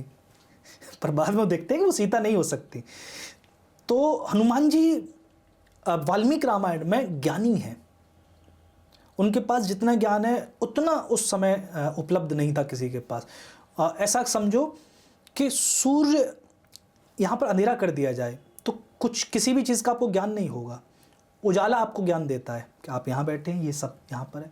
उजाले को हमने ज्ञान से डिनोट किया है, इसलिए सूर्यदेव ज्ञान के प्रतीक है। इसलिए हम कहते हैं ना, हनुमान जी ने सूर्यदेव से ज्ञान लिया। और एक बचपन की कथा है, हनुमान जी गए और सूर्य को निगल गए। ये कथा सैद्धांतिक तौर पर बहुत अच्छी लगती है कि हनुमान जी जो ज्ञान पाना चाहते हैं उन्होंने सूर्य को निगल लिया। लेकिन अगर आपने सारा ज्ञान अपने पास ही रख लिया तो जगत में अंधेरा हो जाएगा। इसलिए कहते हैं इसलिए हनुमान जी क्या थे, बालक थे। आपको ज्ञान प्राप्त होगा, युवा को ज्ञान प्राप्त होगा, प्रौढ़ अवस्था में ज्ञान प्राप्त होगा तो बांटेगा ना। जंगल में गए, ज्ञान प्राप्त हुआ गौतम बुद्ध को तो बांटने निकल गए, स्वामी महावीर बांटने निकल गए। ज्ञान बांटा जाएगा, लेकिन बालक क्या होगा, बालक उसको छिपाना चाहेगा, इसलिए जगत में अंधेरा हो जाता है। ये ठोड़ी किसका प्रतीक है आपको पता है? ये ठोड़ी हमारे क्या कहते हैं, दो चीज़ों का प्रतीक है। एक तो अति विचार का प्रतीक है, ठोड़ी पर हाथ जाता है, और एक हमारा जिद का प्रतीक है।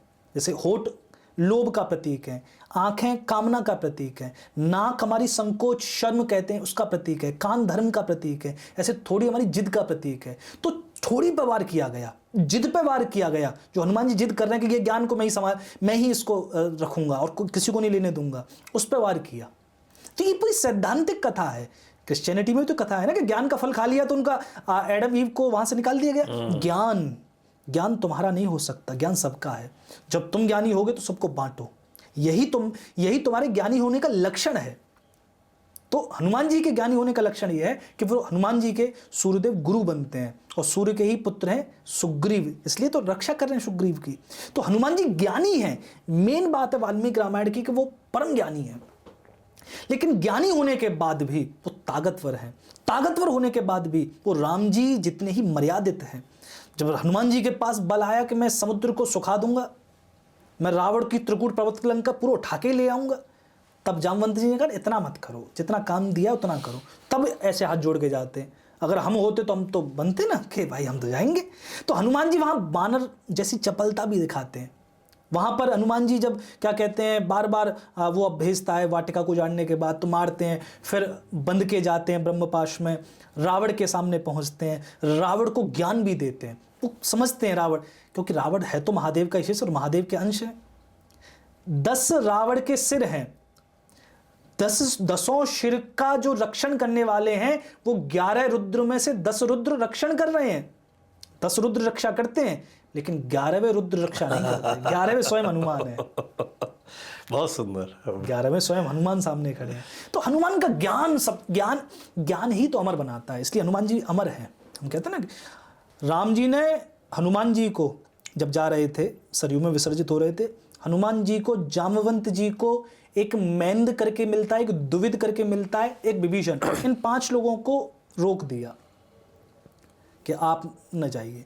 इनमें से रुकने का आनंद, कहते हैं ना कि अमर होने का आनंद कितनों ने लिया। आप देखो, द्विविद को तो मारना पड़ गया ना, बलराम जी ने मारा द्विविद को, क्योंकि द्विविद की तो वासनाएं शांत नहीं हो रही थी। वो राम जी की तरफ से दिन में लड़ता था, रात में लंका में घुस जाता था वानर मनुष्य वेश में, वहाँ का सुख वैभव लूटने। राम जी ने देखा, बोले तू यहीं रहे, तू पहले अपने वासना भोग ले सारी। तो आप इन 5 अमर लोगों, जो वाल्मीकि रामायण के 5 अमर लोग हैं, इन 5 अमर लोगों में से देखो कि किसने आनंद पाया जीवन को रहने का। वो हनुमान जी हैं। हनुमान जी क्या कर रहे हैं, सिर्फ राम गुण सुनाए जाओ, राम कथा सुनाए जाओ। किमपुरुष देश में चले गए, वहाँ के महाराज गंधर्वों से वो राम कथा सुन रहे हैं, आनंद ले रहे हैं। ये हनुमान जी का व्यक्तित्व है, इसलिए हनुमान जी अमर हैं। राम का उल्टा क्या होता है, मरा। जो राम के लिए नहीं है वो मर जाएगा, जो राम के लिए वो सदैव अमर है। वाल्मीकि के हनुमान जी क्या ऐसे ही हैं? हाँ, नहीं, वाल्मीकि जी के हनुमान जी सबसे अच्छे हैं। क्या कहते हैं, बाकी रामायणों के हनुमान जी की तुलना में। एक तो गदा नहीं है हनुमान जी के पास, वो नखों से ही काम समाप्त कर देते हैं, पत्थरों से, पहाड़ों से, वो उसी से समाप्त कर देते हैं। और हनुमान जी वाल्मीकि रामायण में पूरी सेना का आधार है। एक दिन ऐसा इंद्रजित ने युद्ध लड़ा कि वाल्मीकि रामायण में तो संख्या भी लिखी है कि 67 करोड़ वानर उसने सरसैया पर सुना दिए। 67 कोटि। अब कोटि को आप प्रकार भी कह लो कि 67 कोटि के जैसे प्रकार, 67 प्रकार के वानर थे, या 67 करोड़ भी ले लो, कुछ भी ले लो, संख्या बहुत थी। पूरी वानर सेना को छत-विक्षत कर दिया। केवल और केवल उसमें विभीषण बचे थे। विभीषण ने टटोला सबको। राम जी भी छत-विक्षत हैं, सब मूर्छित हुए पड़े हैं। तब विभीषण जामवंत के पास पहुंचे। बूढ़ा आदमी है सबसे ना। तब जामवंत जो बात कहता है वो वाल्मीकि की सर्वश्रेष्ठ बात है। जामवंत ने कहा बस इतना बता दो कि हनुमान जीवित है। बोले ये पूछते राम की, लक्ष्मण की, किसी और की पूछते, बोले हनुमान जीवित है तो सब जीवित है, हनुमान को कुछ हो गया हम सबको। तो ये है वाल्मीकि के हनुमान। जहाँ हनुमान है वहीं विजय श्री है, निश्चित मानकर चलो। ये जामवंत जी का। तो हनुमान जी तब वहां पर पहुंचते हैं हाथ जोड़कर, तब वो लेके आते हैं बूटी। और संजीवनी बूटी में भी दो चीजें हैं। एक प्रश्न आता है हमारे मन में, उस प्रश्न का उत्तर भी अलग अलग रामायण देती है कि हनुमान जी पर्वती क्यों लाए। हम कहते हैं छुप गई थी वो संजीवनी बूटी। नहीं, वाल्मीकि रामायण कहती है कि भैया जब 67 कोटि वानर जब सैया पर होंगे तो पर्वत ही लाया जाएगा। एक औषधि क्यों लाएंगे सबके लिए? एक औषधि क्यों लाएंगे? तो ये वो वाल्मीकि रामायण आपकी बहुत सारी चीजों की। जैसे दशरथ जी ने माता सीता के लिए पूरे 14 वर्ष के लिए वस्त्राभूषण दिए, वो पूरे लेके चलते हैं वाल्मीकि रामायण में। और राम जी अपनी तलवारें लेके चलते हैं, अपने कवच, अपने शस्त्र अस्त्र लेके चलते हैं। और जाने से पहले राम जी दान देते हैं। अब आप कहोगे राम जी तो वनवासी हो गए, दान किस बात का दे रहे हैं, कौन सी संपत्ति आ गई? वो पर्सनल संपत्ति थी राम जी की। इसलिए ना आलोचक जो लिखते हैं ना, आलोचक ये लिखते हैं कि वाल्मीकि जी जरूर दरबारी कवि रहे होंगे, जरूर उन्होंने राजा देखे होंगे, जरूर उन्होंने क्या कहते हैं रजवाड़ा देखा होगा सारी। तुलसीदास जी ने कुछ नहीं देखा था, राजाओं का रहन सहन। और चूंकि क्या होता था, ये तो सबको पता है कि राजा अपने सभी पूरे परिवार को क्या कहते हैं एक तरीके से तनख्वाह देते थे, और क्या कहते हैं समय समय पर इनाम उपहार देते थे। तो राम जी के पास बहुत संपत्ति है। अब इस संपत्ति को वो छोड़ के नहीं जाना चाहते अपने पीछे 14 वर्ष के लिए, ठीक है। अब वो इस पूरी संपत्ति को दान देकर जाना चाहते हैं। जिसमें एक त्रिजट नाम का ब्राह्मण आता है, वो बहुत गरीब, उसकी पत्नी ने जैसे तैसे भेजा, बोलो राम जी जा रहे हैं, बांट रहे, तुम भी ले आओ। तो त्रिजट पहुंच गया, त्रिजट से कहा कि अब राम जी त्रिजट को देखकर उसके कृशकाय शरीर को देखकर थोड़े से मुस्कुरा दिए, तो उनको भी आनंद आया, बोले थोड़ी मौज लें इससे। वाल्मीकि रामायण में तो राम जी कहते हैं कि तुम्हें जितनी गैया चाहिए उतनी ले जाओ, लेकिन एक शर्त है। बोले शर्त क्या है? ये डंडा है, इस डंडे को जितना दूर तक फेंक दोगे उतनी गैया तुम्हारी।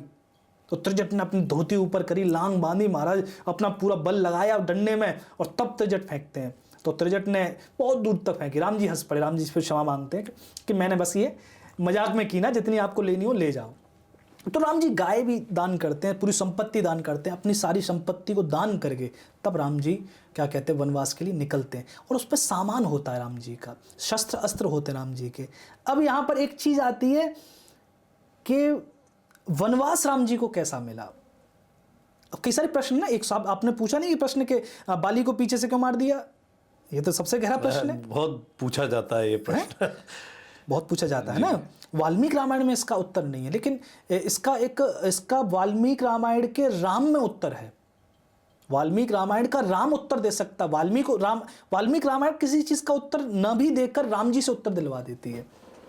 अब बाली को पीछे से क्यों नहीं मारा? अगर राम बाली को मारते, वो बानरों का देश था, राम अगर बाली को मारते तो फिर राजा कौन बनता? मारने वाला राजा बनता, राम राजा बनते, सुग्रीव किनारे हो जाते। ये है इसका मेन उत्तर। राम राजा बन नहीं सकते। राम ने उदासीन व्रत लिया, राम ने 14 वर्ष का जो वनवास लिया है उसमें ऐसा नहीं है वो कुछ भी करेंगे।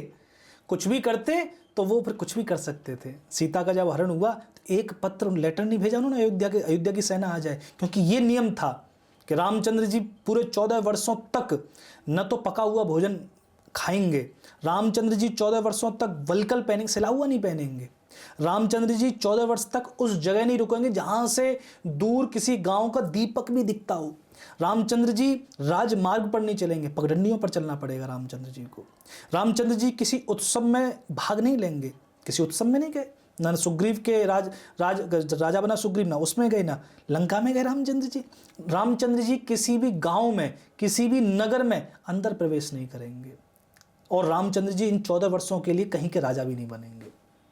तो ये कठिन नियम थे और 14 वर्ष ब्रह्मचर्य से रहना पड़ेगा। इसलिए रामचंद्र जी जब लौटे तो कोई बालक नहीं था साथ में। रामचंद्र जी उस पराकाष्ठा को रामचंद्र जी बताते हैं कैसा जीवन जिया जा सकता है, तुम कैसा जी रहे हो। एकदम से कोई विपत्ति आएगी, उस विपत्ति में संभलना, थोड़ा सा ठहरना, उस विपत्ति का मुकाबला करना, वही एक राजकुमार को मर्यादा पुरुषोत्तम बना जाएगी। कुछ जीवन में ट्रेजेडी नहीं होगी तो तुम्हारा जीवन धिक्कार है। ये रामायण जैसे भी बात कर रहे थे ना आशुतोष राणा जी से, तो कितनी सुंदर बात कही कि राम जी के कष्टों को तुम नहीं जानना चाहते, तुम उन्हें भगवान बनाकर तुम उनके कष्टों को दरकिनार कर दे। एक बार कष्ट जान लोगे तो तुम अपने कष्टों को भूल जाओगे। अवतार होते हुए भी कितना कष्ट राम जी भोग रहे हैं ना, वो ये दिखाने के लिए कि कष्ट तो सुनो आएंगे। इसीलिए हम अपने कथा में कहते हैं, वेदव्यास जी ने बड़ा सुंदर श्लोक रचा है। वेदव्यास जी कहते हैं कि भगवान कृष्ण वो हैं जो तुम्हारे तीनों तरीके के तापों को नष्ट कर सकते हैं। मतलब 3 तरीके के दुख होते हैं, जो आध्यात्मिक, आदि भौतिक, दैविक, सारे दुखों को नष्ट कर सकते हैं। आप कहोगे महाराज ये तो गलत बात है, हम तो बहुत पूजा कर रहे हैं, हमारे दुख दूर नहीं किए। अरे तुम्हारे क्या पांडवों के दुख नहीं दूर किए कृष्ण ने? 13 वर्ष का वनवास मिला ना पांडवों को, उससे पहले भी दुख भोग रहे थे ना। तो आप कैसे कह सकते हो अरे स्वयं रामचंद्र जी दुख भोग रहे? नहीं, इसमें एक थोड़ा सा पेच है। वो पेच ये है कि भगवान किसी के दुख दूर नहीं करता, क्योंकि वो दुख तुम्हारे उत्पन्न किए हुए हैं। भगवान क्या करता है, भगवान की क्या आवश्यकता है? हमारी हिंदू फिलोसॉफी, तुम्हें हिंदू दर्शन हमारा तुम्हारा बताता है कि भगवान उस दुख का जो ताप होता है ना, वो तुम्हें नहीं होने देता। दुख आएगा, संकट आएगा, विपत्ति आएगी, लेकिन वो जैसे हम गर्म दूध को उठाते हैं तो उसमें कपड़ा लगा लेते हैं, भगवान कपड़ा बन जाता है कि दुख तो आएंगे ना, प्रारब्ध है, बहुत सुंदर प्रारब्ध है, दुख तो आएंगे, भगवान कपड़ा बन जाएगा। तो ये सारी कथाएं भगवान को कपड़ा बनाने की हैं। तुमने जो कर लिया, हमने जो बीज बो दिए, वो तो प्रारब्ध बन रहे हैं, संचित कर्म भी हो रहे हैं, क्रियमाण भी हो रहे हैं, लेकिन उसको कपड़ा बना लो, वो तुम्हें तार देगा। रविन्द्रनाथ टैगोर साहब की एक कविता है जिसका हिंदी तर्जुमा कुछ यूँ है कि आप मुझे बहुत कष्ट दो, बहुत तकलीफ़ें दो, बस ये ध्यान रखो कि आप उनसे लड़ने की शक्ति भी मुझे देते रहो, क्योंकि ये तो आता रहेगा, लेकिन आपसे मुझे वो शक्ति मिलती रहे। ये ना संघर्ष में चलते रहना ही तो ईश्वर के होने की आवश्यकता को बहुत स्पष्ट करता है। यही मैं जो आपको बात बता रहा हूँ पूरी वाल्मीकि रामायण की, इसीलिए हम वाल्मीकि रामायण को इतिहास नहीं कहते। हमने इसलिए इतिहास नहीं लिखा क्योंकि इतिहास की आवश्यकता नहीं है। आप इतिहास से चरित्र डेवलप नहीं कर सकते ना, आपको पूजना पड़ेगा, आस्था लानी पड़ेगी। हालांकि ज़्यादा पूज देते हैं तो उनको भगवान भी बना देते हैं। हम कहते हैं कि अब ये भगवान है, यही कर सकते हैं, हम नहीं करेंगे, पिता की आज्ञा इन्होंने नहीं मान ली। इसीलिए हमने हर तरीके से ज्ञान देना चाहा। आप पढ़ोगे, जैसे महाभारत पढ़ोगे तो महाभारत में केवल वार्तालाप में ही आपको ज्ञान मिल जाएगा। वाल्मीकि रामायण के वार्तालाप में आपको ज्ञान मिल जाएगा, नीतियों का ज्ञान मिल जाएगा। कितनी सुंदर सुंदर नीतियाँ हैं। मैं पढ़ रहा था, एक कालिदास जी की नीति है। कालिदास थे विक्रमादित्य के शासन में। जी। अहंकार हो गया बुद्धि बल का। बुद्धि बल का अहंकार तो खतरनाक है। एक दिन गए थे शिकार पर विक्रमादित्य के साथ, भटक गए, एक झोंपड़ी पर पहुंच गए दोनों। तो प्यास लगी थी, जल मांगा अम्मा से। अम्मा ने, एक बूढ़ी अम्मा, बहुत बूढ़ी अम्मा हो चुकी है, उस बूढ़ी अम्मा ने कालिदास से पूछा कि पहले परिचय बताओ तब जल मिलेगा। अब राजा अपना परिचय नहीं देता, ऐसे थोड़ी दे देगा कि हम राजा हैं, ऐसे कालिदास जी परिचय थोड़ी दे देंगे। तब कालिदास जी यहाँ पर दूसरी बात कहते हैं, कालिदास जी गुप्त बातें करते हैं। कालिदास जी कहते हैं अम्मा सुन, हम यात्री हैं। अम्मा ने कहा यात्री तुम नहीं हो सकते, यात्री तो केवल 2 हैं, सूरज और चंद्रमा, जो यात्रा पर हैं। अब यहाँ पर कालिदास का दिमाग ठनक गया कि अम्मा कुछ गूढ़ बातें कर रही है। तब कालिदास ने कहा कि सुन अम्मा, हम अतिथि हैं। बोले सुनो, अतिथि भी तुम नहीं हो सकते, अतिथि भी 2 हैं, धन और यौवन। धन आता चला जाता, यौवन जवानी है, अतिथि की तरह चली जाएगी। कालिदास ने कहा कि अम्मा हम परदेसी हैं। बोले परदेसी भी तुम नहीं हो सकते, जीवात्मा परदेसी है, कहीं से आई है, रह रही है इस शरीर में, और वृक्ष का पत्ता परदेसी है, तुम परदेसी नहीं हो। कालिदास बोले अम्मा हम क्षमावंत है, क्षमा करने वाले हैं, हम इतनी ताकत रखते हैं। बोले क्षमावंत भी तुम नहीं हो। पृथ्वी और नारी, ये 2 ही क्षमावंत। ये पृथ्वी तुम्हारे सारे अपराधों को क्षमा करती है, नारी, एक नारी में ही सामर्थ्य तुम्हारे सारे कुकृत्यों को क्षमा करने की। कालिदास ने अंत में कह दिया कि अम्मा हम राजा हैं। अम्मा बोली राजा भी तुम नहीं हो सकते, राजा भी केवल 2 हैं, इंद्र और यमराज, यही कल्प तक शासन करते हैं, तुम छोटे मोटे राजा। तब यहां पर कालिदास कहते हैं कि अम्मा सुन, हम जिद्दी हैं। बोले जिद्दी भी तुम नहीं हो सकते, जिद्दी भी 2 हैं, बाल और नख, ये बाल काटो उगाते, नख काटो उगाते। कालिदास कहते हैं कि अम्मा सुन, हम गरीब हैं, बहुत गरीब हैं। बोले तुम गरीब भी नहीं हो सकते, गरीब भी 2 हैं, एक बकरी और एक कन्या। वो बकरी गरीब है जिसका मेमना कटने जा रहा है, उससे गरीब कौन होगा? वो कन्या गरीब है जो अपने अपने पिता के घर रह रही है और एक दिन पता चलता है कि वो घर उसका नहीं है, उसके बराबर गरीब थोड़ी ही हो। तब यहाँ पर क्या कहते हैं, तब यहाँ पर कालिदास कहते हैं सुन अम्मा हम हार गए। तब अम्मा कहती है बावलो तुम हारे हुए भी नहीं हो, हारे हुए भी दो हैं, एक कर्जदार जिसने कर्ज ले रखा वो हारा हुआ है, और दूसरा एक वधू का पिता जिसकी बेटी विदा हो रही है, वो सब हार रहा है। उसकी बेटी जा रही है ना, वो सब हार रहा है। तब यहाँ पर चरणों में गिर गए, बोले अम्मा सुन हम मूर्ख हैं। तब यहाँ पर अम्मा ने कहा सुनो तुम मूर्ख भी नहीं हो सकते, तुम्हें मूर्ख होने के लिए भी तुम मूर्ख भी नहीं हो। फिर मूर्ख भी दो हैं, एक अयोग्य राजा और एक दरबारी पंडित। कालिदास चिल्ला पड़ेगा अम्मा मैं दरबारी पंडित ही हूँ। तब कहते हैं कि वो अम्मा कौन थी? माता सरस्वती थी, जो कालिदास के अहंकार का दलन करने। तो इस पूरी कथा में हमें क्या मिला? इसमें हमें नीतियां मिली। ऐसे करके हमने ज्ञान दिया है, ऐसे करके हमने समाज को समझाया, वार्तालाप में नीतियों का ज्ञान देना है हमने। अब यहाँ पे दिमाग आदमी लगाता रहे अरे सरस्वती जी कहाँ से आ गई वहाँ अम्मा बन के, तो आप कभी उसकी नीति का ज्ञान ही नहीं ले अब पाओगे। इसमें ये अब लोग इसमें भी लगा सकते हैं कि सूरज तो घूमते ही नहीं है, कैसे यात्रा करवा दी आपने, तो लेकिन हम नीतियों का ज्ञान दे रहे हैं। बिल्कुल ठीक है। वाल्मीकि रामायण में सबसे जब आपने बहुत ही छोटी उम्र से मुझे लगता है कि इसका अध्ययन शुरू कर दिया होगा, क्या सबसे आपको एकदम शॉकिंग सा पहलू लगा या ऐसा लगा कि ये बिल्कुल डिफरेंट है, इसको मैं रामचरितमानस में बिल्कुल नहीं देख पाया? वाल्मीकि रामायण में सबसे डिफरेंट तो सब कुछ ही है। मैं पढ़ते पढ़ते जब सबसे ज़्यादा जो आपको लगता है कि ये बिल्कुल अलग है, ये बिल्कुल कहीं से कहीं तक मैच नहीं करता हो, चाहे वो किसी कैरेक्टर के बारे में हो, किसी कथा के बारे में हो, फैक्ट ही अलग हो। फैक्ट अलग ये है कि रामचंद्र जी को नहीं पता कि मैं कौन हूँ। ये मुझे सबसे ज़्यादा फैक्ट एक अद्भुत लगता है। सारी रामायणों के राम को पता है कि मैं कौन हूँ, वाल्मीकि रामायण को नहीं पता कि मैं कौन हूँ। दशरथ का जब अंत कर देते हैं तब देवता आते हैं कि आपकी जय हो, आपने इतना बड़ा काम कर दिया, आप तो ये हो वो हो। बोले मैं कौन हूँ? रावण का अंत कर देते। रावण का अंत करने के बाद राम जी, हाँ आपने दशरथ बोला, सॉरी इसको कट कर देना एडिटर है। रामचंद्र जी जब रावण का अंत कर देते हैं तब सारे देवता आ जाते हैं, तो आपकी जय हो, आपकी जय जयकार है, आपने इतना बड़ा महान काम कर दिया, आप अवतार हो। बोले कौन, किसकी बात कर रहे हो? मैं दशरथ का बेटा राम हूँ। आप किसकी बात कर रहे हो? आप नारायण हो। बोले मुझे नहीं पता। कितनी बड़ी बात है ये कि राम को राम के होने का नहीं पता। राम मनुष्य की तरह लीला कर रहे हैं। वाल्मीकि राम मनुष्य की तरह लीला कब होगी? जब आप ये भूल जाओगे कि आप परमात्मा हो। आपको भूलना पड़ेगा, ठीक है। अब ये बात को समझने के लिए बड़ा सूक्ष्म बुद्धि चाहिए कि अगर परमात्मा भूल सकता है तो क्या पता कि परमात्मा को फिर कभी याद ही ना आए। जैसे अद्वैत की फिलोसॉफी तो ये कहती है कि आप भी परमात्मा, मैं ही परमात्मा हूं, लेकिन भूल चुके हैं। आप भी भूल गए खुद को, हम भी भूल गए खुद को, तो क्या पता राम जी को याद ही नहीं आता। ठीक है, राम जी को याद नहीं आता। इसका उत्तर देती है योग वशिष्ठ, जो वाल्मीकि रामायण का ही एक दूसरा वर्जन है, जो कि महर्षि वाल्मीकि ने लिखी है। योग वशिष्ठ जैसा कुछ भी नहीं है। योग वशिष्ठ में भी राम जी दुखी हो जाते हैं। राम जी कहते हैं कि जब विश्वामित्र लेने आते हैं, राम जी कहते हैं कहाँ जाऊँ, यज्ञ की रक्षा करूँ। यज्ञ की रक्षा से क्या होगा? इतने यज्ञ हो चुके, उनसे क्या हो गया? वैराग्य में चले जाते हैं। तब वहाँ पर वशिष्ठ जी राम जी को ज्ञान देते हैं, और इतना सुंदर ज्ञान है। वशिष्ठ जैसा ज्ञान देते हैं योग वशिष्ठ में। एक पतंजलि योग सूत्र और योग वशिष्ठ, ये सबको पढ़ने चाहिए। ना समझ में आए तो भी पढ़ लो, इससे सुंदर कुछ नहीं हो सकता। आज मल्टीवर्स की थ्योरी आ रही है ना, मल्टीवर्स में ऐसा कहते हैं कि आप अगर यहाँ पर पॉडकास्ट में ये जो काम कर रहे हैं, न्यूज़ में आपने काम किया, आपका एक दूसरी दुनिया भी है, वहाँ भी आप हो, और वहाँ भी आप पैरेलल यूनिवर्स में दूसरे तरीके के काम कर रहे हो। ये योग वशिष्ठ में हजारों साल पहले बता दी गई।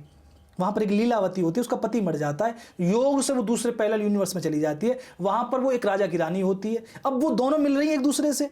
मैं अचंभित रह गया, मैं बहुत छोटा था, बहुत छोटा। अरे ये कैसे हो रहा है? आप ही अपने आप से कैसे मिल सकते हो? अब तो पूरी हॉलीवुड की पिक्चरें बन रही हैं इस पर हम अपने शास्त्रों को खोज के नहीं देखते कि हमारे शास्त्र में कुछ ऐसी उत्तम बात कर चुके हैं भाई। हम सब पैरेलल यूनिवर्स में हैं। वो अपने पति से मिलके आती है, अपने खुद से मिलके आ रही है दूसरे यूनिवर्स में। तो योग वशिष्ठ में राम को ज्ञान नहीं है। योग वशिष्ठ में राम अवतार नहीं है। योग वशिष्ठ में राम साधारण राजकुमार है, जिनको ज्ञान से अपना होने का पता चलता है कि मैं कौन हूं। मतलब हम सभी वही हैं। जो राम हो सकते हैं वही हम सब हो सकते। इस तरीके से वाल्मीकि रामायण के राम अपने आप को भूल के करते हैं। बाकी तथ्यों की बात करें तो तथ्य तो इतने सारे हैं, जैसे मैं चौंका था कि लक्ष्मण रेखा नहीं है इसमें, सबसे पहली बार पढ़ने पर मैं चौंका था। अहिल्या पर मैं चौंका बहुत। माता अहिल्या का हमने चरित्र सुना है कि माता अहिल्या ने धोखे से इंद्र का समागम कर लिया। वाल्मीकि जी नहीं कहते, कितनी अद्भुत। अब देखो तो सही वाल्मीकि रामायण में वाल्मीकि जी कह रहे हैं कि अहिल्या को जब आया इंद्र चुपके से, तब अहिल्या ने इंद्र को पहचान लिया और इंद्र का स्वागत किया कि आओ इंद्र। इंद्र को पहचान कर उनके साथ समागम कीना है। हम कहते हैं गलती से वो वेश बना के आया था गौतम का, नहीं, उसमें नहीं है वर्णन। उसमें कहते हैं कि समागम की ना, फिर गौतम को पता चली, ऋषि गौतम ने शाप दी ना। उसमें पत्थर होने का शाप नहीं है, उसमें शाप है कि आज से तुम किसी को दिखोगी नहीं, मतलब एक तरीके से बहिष्कार हो जाना। और कब तक? अच्छा, आपने अपराध कर दिया, उसका दंड आपको मिल रहा है, उसकी अवधि तो होगी। तो रामचंद्र जी की अवधि है कि राम जब तक नहीं आएंगे तब तक की अवधि है। ये वैलिडेशन है, वैलिडिटी है कि तब तक आप इस अवस्था में रहोगी कि आपको न तो किसी से मिलोगी न कोई आपसे मिलेगा। कब तक? जब तक राम नहीं आ जाते। हमने उस अपराध को भी क्षमा किया है। जब राम जी जाते, राम जी पैर नहीं लगाते भाई, रामचरितमानस में पैर लगाते, उसमें पैर छूते हैं।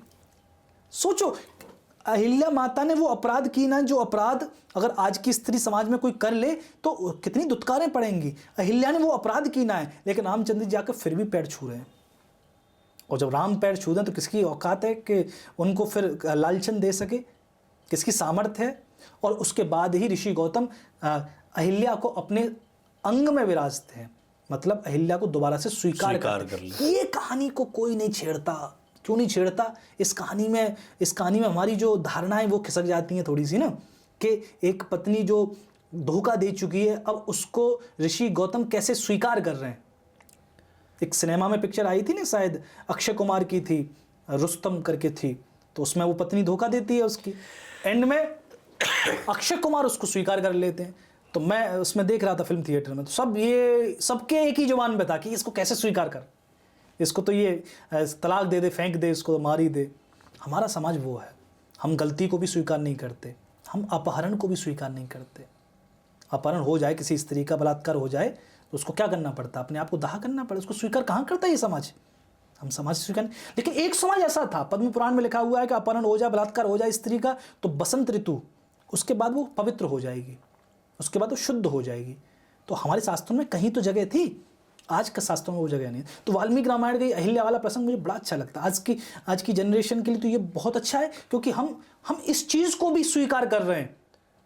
बट इसमें तो बहुत ही आपने बड़ा महत्वपूर्ण टॉपिक छेड़ दिया, क्योंकि एक सबसे बड़ा, अहिल्या तो है ही, but she is one of the characters. वो एक कैरेक्टर है, मूल जो इसकी नायिका है, उन्हीं के परित्याग को लेकर इतना कि उत्तरकांड क्या प्रक्षिप्त है, बाद में जोड़ दिया गया। सीता परित्याग कभी राम ने किया ही नहीं। दूसरा, जब हम युद्धकांड का अंत देखते हैं तो उसमें अंत में इसके बाद में लव कुश ने इस तरीके से कथा सुनाई और ऐसे उपसंग पूरा महात्म्य बताया गया है, अंतिम जो पन्ना है।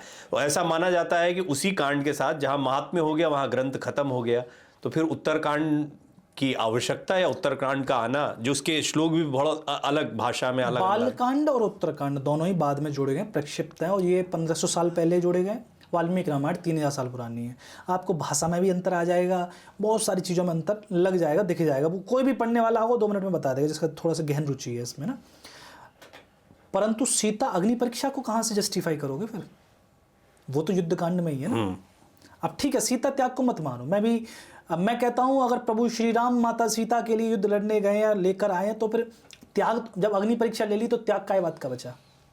राम त्याग तो नहीं। जब राम अहिल्या के पैर छूकर अहिल्या को वामांग में विराजमान करवा रहे हैं गौतम जी की, तो अपनी सीता को वो इतनी दम रखते हैं अपने हृदय में। वो संकुचित मन वाले राम नहीं है, वो संकुचित मन वाले कवि थे जिन्होंने बाद में उत्तराखंड में ये चीजें लिखी। संकुचित मन वाला कोई कवि तो कल्पना करेगा ना इस चीज की कि राम कैसे रख सकते हैं सीता का परित्याग होना चाहिए। वो कल्पनाओं में कविता ज़्यादा चलती है। तो लेकिन राम जी ने अग्नि परीक्षा ली नहीं है, इस बात को डिनाई नहीं किया। ये तो युद्धकांड में है। अगर आप इसी बात को छोड़ दोगे कि राम जी ने ना कोई अग्नि परीक्षा ली नहीं, तो फिर रामायण खत्म है। उत्तराखंड को छोड़ा जा सकता कि शंभुक वध नहीं किया राम जी ने, सीता परित्याग नहीं किया राम जी ने, ये तो छोड़ा जा सकता है, लेकिन उसको नहीं छोड़ा। अब उसमें आपको समझना पड़ेगा उस समय का परिवेश, उस समय की क्या कहते हैं संस्कृति कैसी थी। सीता की अग्नि परीक्षा देने से पहले राम ने 1 साल पहले अग्नि परीक्षा दे दी नहीं है। राम 1 साल से अग्नि परीक्षा दे रहे हैं। जब राम जी की सीता चोरी हुई तो रामचंद्र जी ढूंढते 1 महीने 2 महीने, चले जाते अयोध्या लौटकर, चले जाते अपने, और शादियां कर सकते थे ना जी। क्या राजा करते नहीं थे? कोई हरण करके ले, जैसे वासुकी नाग की पत्नी हरण करके ले आया था रावण, उसने क्या दूसरी पत्नियां नहीं रखी? तो यहां पर आपको समझना पड़ेगा कि राम पुरुष की अग्नि परीक्षा ये थी कि सीता को कोई ले गया है तो राम जूझ जाएंगे। राम मर भी तो सकते थे। राम साधारण राजा होते तो राम मर सकते थे, लक्ष्मण मर सकते थे, पूरी वानर सेना मर सकती थी, भालुओं की सेना मर सकती थी। इतना लाखों लोग जूझ रहे हैं, ये परीक्षा ही तो है राम की। किसके लिए? एक सीता के लिए। सीता का उद्धार करना है। उद्धार मतलब उनको उस कैद से छुड़ाना है। अब सीता वहां से आती, सीता मतलब साधारण कोई स्त्री वहां से निकल के आती लंका से, और वो साधारण स्त्री लंका से निकल कर कह देती कि मैंने तो रावण को चूज कर लिया था पहले, अब राम जी आप आ गए तो मैं आपके साथ जा रही हूं। क्या रह जाता वहां? पूरी की पूरी सेना को, सेना थी, राम थे, सारी संस्कृति वहीं पर खत्म हो जाती। राम की अग्नि परीक्षा वहीं पर समाप्त होती, राम उसी में भस्म हो जाते। अगर सीता रावण को स्वीकार कर लेती, साधारण स्त्री कोई रावण को स्वीकार कर लेती, तो क्या औचित्य रह जाता फिर युद्ध का? क्या रह जाती लड़ाई? तो ये सीता अग्नि परीक्षा, मैं हर तरीके से इसको आप देख लो, पर सीता अग्नि परीक्षा राम की अग्नि परीक्षा के बाद है। राम अग्नि परीक्षा दे चुके, सीता के लिए लड़ चुके हैं, पूरा युद्ध लड़, इसको क्यों नहीं देख रहे? 87 दिन का युद्ध राम जी लड़ चुके हैं। अपना क्या नहीं राम जी ने गवा दिया, सब कुछ बानर भालुओं की सेना लेकर जूझ रहे हैं। तो अब सीता को देनी पड़ेगी अग्नि परीक्षा। इस बात पर बड़े बड़े फेमिनिस्ट आ जाते हैं कि सीता अग्नि परीक्षा क्यों देंगी, राम जी क्यों नहीं? तो राम जी दे चुके हैं, सीता को ही देनी है। अब सीता को ये राम जी साबित कर चुके हैं कि सीता से प्रेम करते हैं, इसलिए तो आए हैं समुद्र सेतु बनाकर। इतने दिन से युद्ध लड़ रहे हैं, इतने दिन से यहां पर क्या कहते हैं पूरी योजना चल रही है, साल भर हो गया रामचंद्र जी को, वो हर दिन परीक्षा दे रहे हैं। अब सीता की बारी है कि सीता परीक्षा सिर्फ प्रेम की देनी है, कि प्रेम अब भी राम से करती है, कहीं रावण की ओर देखा तो नहीं है। सीता को देनी पड़ेगी ना परीक्षा, इस बात को हमारी समझ में नहीं आता।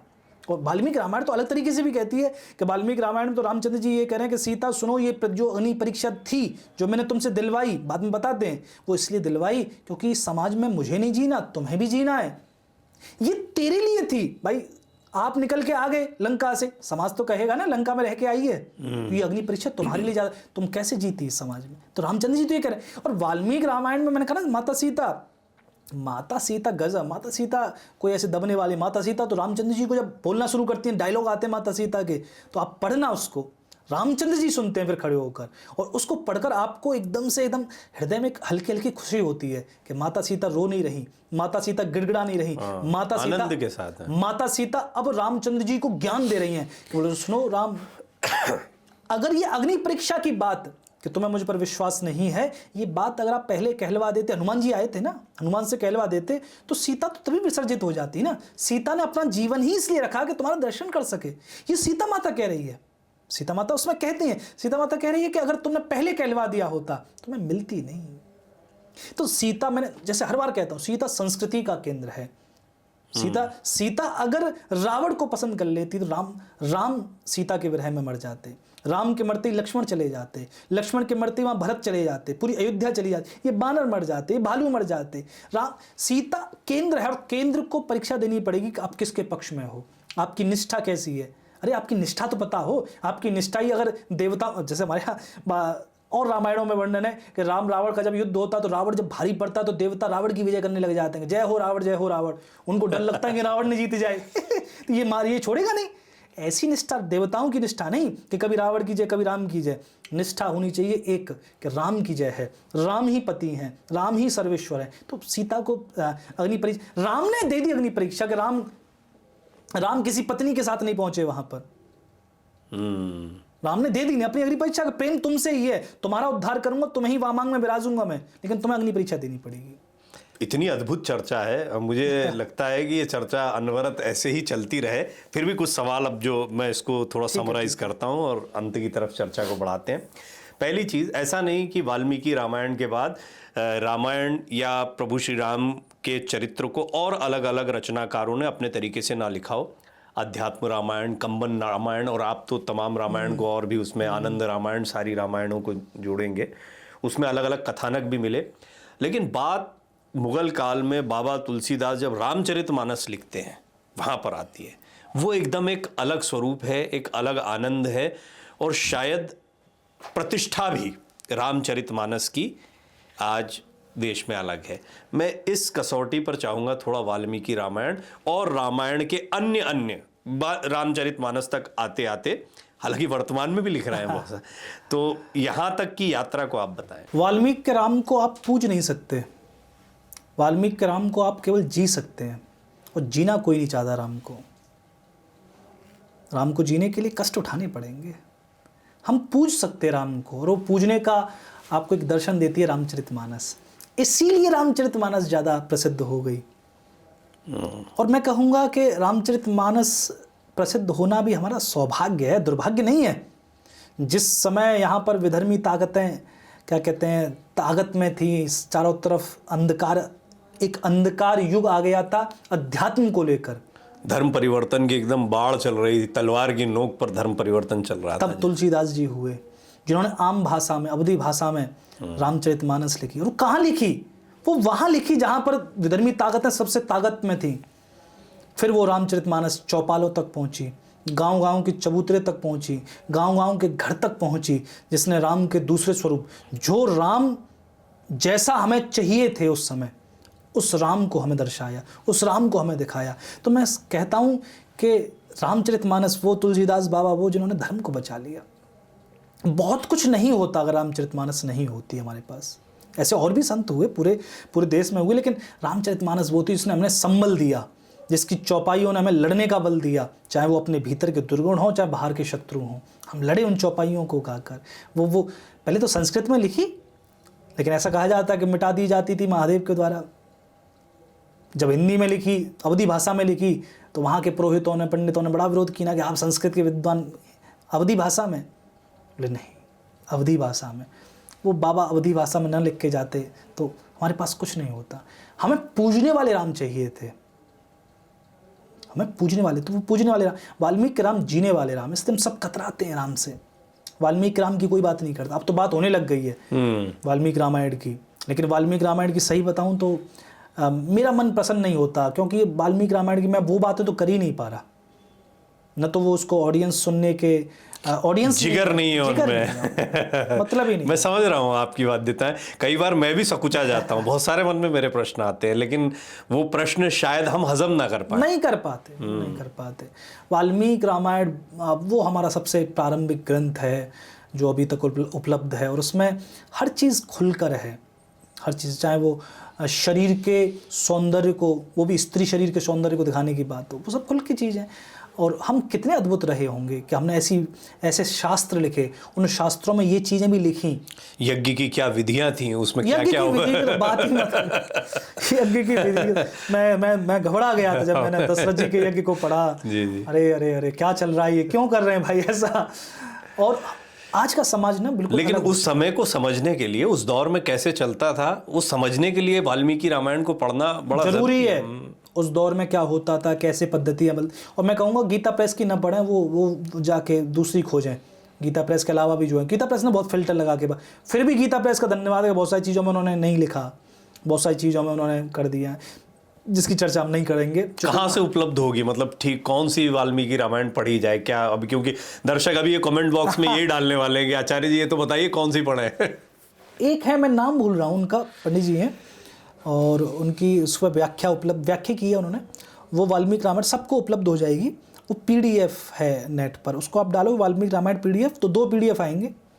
और सरल सा PDF तो गीता प्रेस का आ जाएगा, गीता प्रेस को स्किप करके वो दूसरा PDF वो मूलतः मिल जाएगा। और मैं आपको इसमें दे दीजिएगा तो हमें, मैं लिंक में दे दूंगा, डिस्क्रिप्शन में डाल देंगे, डिस्क्रिप्शन में, और उसको पढ़ सकते हैं। पुराना छापा है वो, थोड़ी सी कठिनाई होगी, परंतु वो पूरे मूल श्लोक आपको उसमें मिले। मुझे बहुत सारे श्लोक तो काट दिए गए ना उनमें, तो मूल श्लोक उसमें प्राप्त होंगे वाल्मीकि रामायण के। और अद्भुत है, वाल्मीकि रामायण को पढ़ो, इस पर बात करो, इसको जियो, अपनी संस्कृति को जानो। हमारी कैसी संस्कृति उस समय थी, कैसी संस्कृति के विद्वान उस समय थे, क्या चल रहा था इस देश दुनिया में। आज तो कप जाते हैं, लहसुन प्याज भी अगर खवा दो तो कह रहे लहसुन प्याज की बात कैसे करनी। उस समय क्या क्या खा रहे थे, क्या क्या हो रहा था, वो मैं नहीं कहूँगा, वो क्या कहते हैं, विवेकानंद कहेंगे, वो शास्त्र कहेंगे। वो बहुत सारी चीज़ें हैं जो हमने, अब तो बहुत सारी, अब आज का कोई धार्मिक कथावाचक ये नहीं कह सकता कि मैं लहसुन प्याज खाता हूँ। जबकि औषधि है लहसुन प्याज। ठीक है, वो ध्यान में वो उसमें कुछ ऐसे तत्व होते हैं जो आपको राजसिक मतलब महत्वाकांक्षा है, वो सारी चीज़ें। पर अब हम यहाँ तक आ गए हैं, कल को पता नहीं हम कहाँ तक पहुँच जाएंगे। कल को हम ये भी नहीं कहेंगे सब बैंगन खाते हैं, मूली खाते हैं, गाजर खाते हैं। ठीक है, तो हमारा ना तो मार्ग सात्विक है ना विचार सात्विक है, बस भोजन सात्विक कर लेना चाहते हैं, वो भी अर्ध सात्विक। मसाला खूब खा लेंगे लेकिन दूसरे मतलब सात्विक भोजन के बारे में आपने पतंजलि का इतना जिक्र किया, और मैं तो चाहता हूं कि कभी हम पतंजलि योग सूत्र पर, अष्टांग योग पर कभी विस्तार से चर्चा भी करें, क्योंकि योगस चित्तवृत्ति निरोधा में उन्होंने आहार को जिस तरीके से फिर नहीं, पतंजलि जिस आहार की बात कर रहे हैं ना, वो पतंजलि का आहार सबके लिए नहीं है, वो क्षत्रिय के लिए नहीं है। क्षत्रिय अगर, ये बहुत कंट्रोवर्शियल चीज है, मैं कह रहा हूं। नहीं, मैं समझ रहा हूं आपका पॉइंट। कि क्षत्रिय अगर मांस नहीं खा सकता तो उसके अंदर दूसरे जो शत्रु, उसको काटने की फिर क्षमता में भी थोड़ी सी कमी आ जाएगी, करुणा आ जाएगी, कहते हैं ना। इसलिए हमारे बहुत सारे आलोचक ये कहते हैं कि जैन धर्म और बौद्ध धर्म नहीं आता इस देश में, कि देश कभी गुलाम नहीं होता। बौद्ध धर्म और जैन धर्म थे जिन्होंने अहिंसा और ये सारी चीज़ों को इतना ज़्यादा तूल दिया कि आदमी सात्विक होने। जो बकरा नहीं काट सकता था वो किसी गर्दन कैसे काटेगा? क्षत्रियों को ये आप देखोगे ना, महाराणा प्रताप के इतिहास में देख लो, पूरे इतिहास हमारा पूरा पढ़ा है। मैं तो आर्कियोलॉजिकल्स के जो एक बड़े डायरेक्टर थे, उनकी एक बुक है बड़ी प्यारी, इस पर भोजन पर है पूरी, कि हमारे पूर्वज क्या भोजन करते थे, कैसे भोजन करते।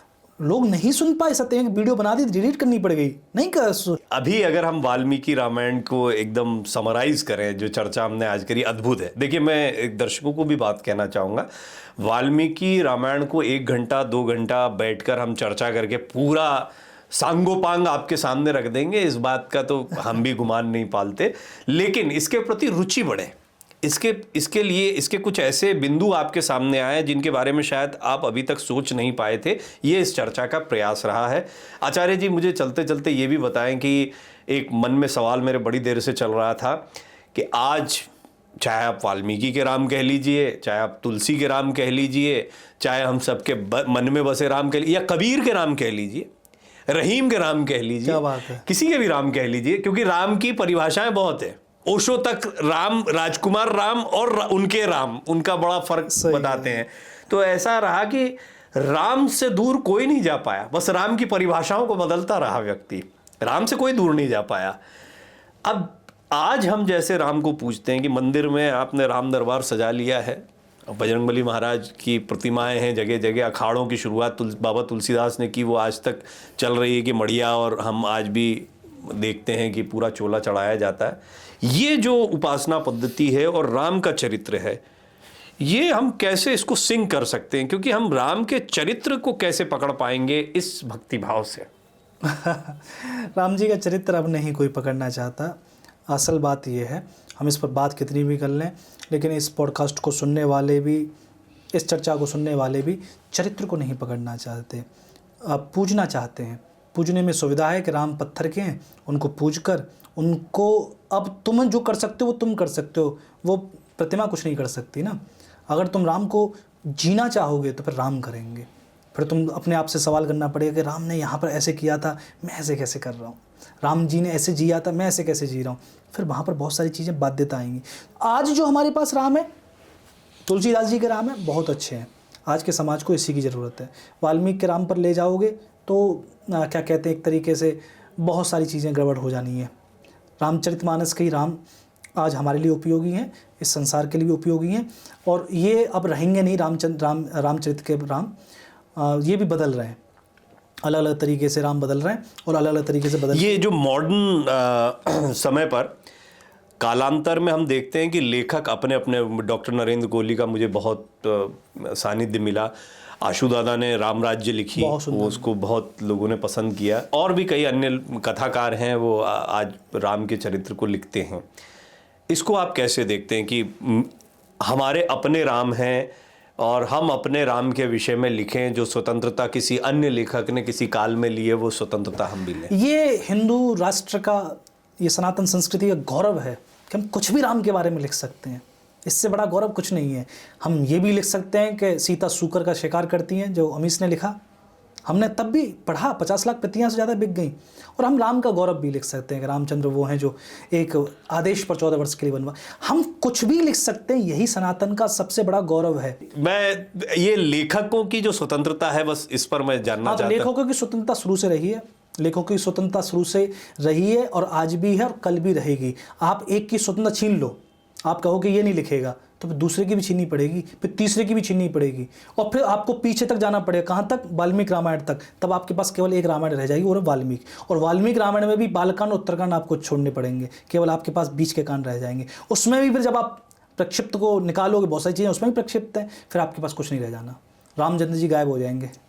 इसलिए आपको सारे लेखकों को एक्सेप्ट करना पड़ेगा। कोई भी लेखक अपनी बात, जैसे अब राम जी, आप राम सेतु बनाया, राम नाम लिखकर शिला पर, तो सेतु बन गया, ये कोरी बकवास है। लेकिन भाव में, भक्ति में ये बकवास नहीं, यही सत्य है। रामचंद्र जी का नाम लिखकर ही राम सेतु, वाल्मीकि रामायण नहीं कहते, वाल्मीकि रामायण कहते ये राम सेतु है नहीं, नल सेतु है। ये तो नल ने बनाया है, उसके बाद इंजीनियरिंग थी, उसके बाद आर्किटेक्ट था पूरा। लेकिन हम कहते हैं नहीं, राम का नाम लिखा गया है इस पर। फिर इससे बहुत सारी चर्चा शुरू होती है कि जब वानरों ने देखा रामचंद्र जी अब राम सेतु पर चलेंगे, तो वानरों ने कहा सुनो हमारी उस पर आ जाओ, कंधे पर। बोले क्यों? ये महाभारत रामायण है। बोले इसलिए आ जाओ क्योंकि अगर आपने एक भी पत्थर पर पैर रख दिया, कहीं नारी न बन जाए। तो ये सारे जो बानर हैं, ये सब नारियों को लेकर चल देंगे, कोई इधर ही तो वहाँ पर पीठ पर बैठा के, उस पर कंधे बैठा के ले जाते हैं। ये महाभारत रामायण है। ऐसी भक्ति की, भाव की रामायण तमाम है। इतनी कथाएं मैं आपको सुना सकता हूँ, चूँकि हम तो क्या कहते हैं, राम कथा करते हैं, तो उसमें हर कथा का आपको पता होनी चाहिए कि रावण ने धनुष उठाया है, और धनुष उठा नहीं, धनुष उसी के ऊपर गिर गए, ये आनंद रामायण कह रही है। और इतना उसके ऊपर गिर गया, मंत्री संतरी भी नहीं उठा पा रहे। तब विश्वामित्र ने कहा कि राम, ये रावण दब के मर जाएगा इसी धनुष के नीचे, इसलिए इसको बचाओ। तो रामचंद्र जी बचाते हैं रावण को धनुष को उठाकर। अब बताओ इसको कहां से जस्टिफाई करोगे आप? तो हमने इतनी स्वतंत्रता दी कि रावण धनुष को उठाता गिर जाता है, रामचंद्र जी उसको बचा रहे हैं। हमने इतनी स्वतंत्रता दी कि रावण जो है सीता हरण से पहले कौशल्या का हरण करता है। हमने ये भी स्वतंत्रता दी। हमने ये स्वतंत्रता दी कि सीता जो है केवल जनक की बेटी नहीं है, वो रावण की भी बेटी है, मंदोदरी की भी बेटी है। हमने इतनी स्वतंत्रता दी कि राम जो है सीता का परित्याग करते हैं, सीता को वनवास दे देते हैं। ठीक है, सीता वन में अपने बच्चों को पालती है।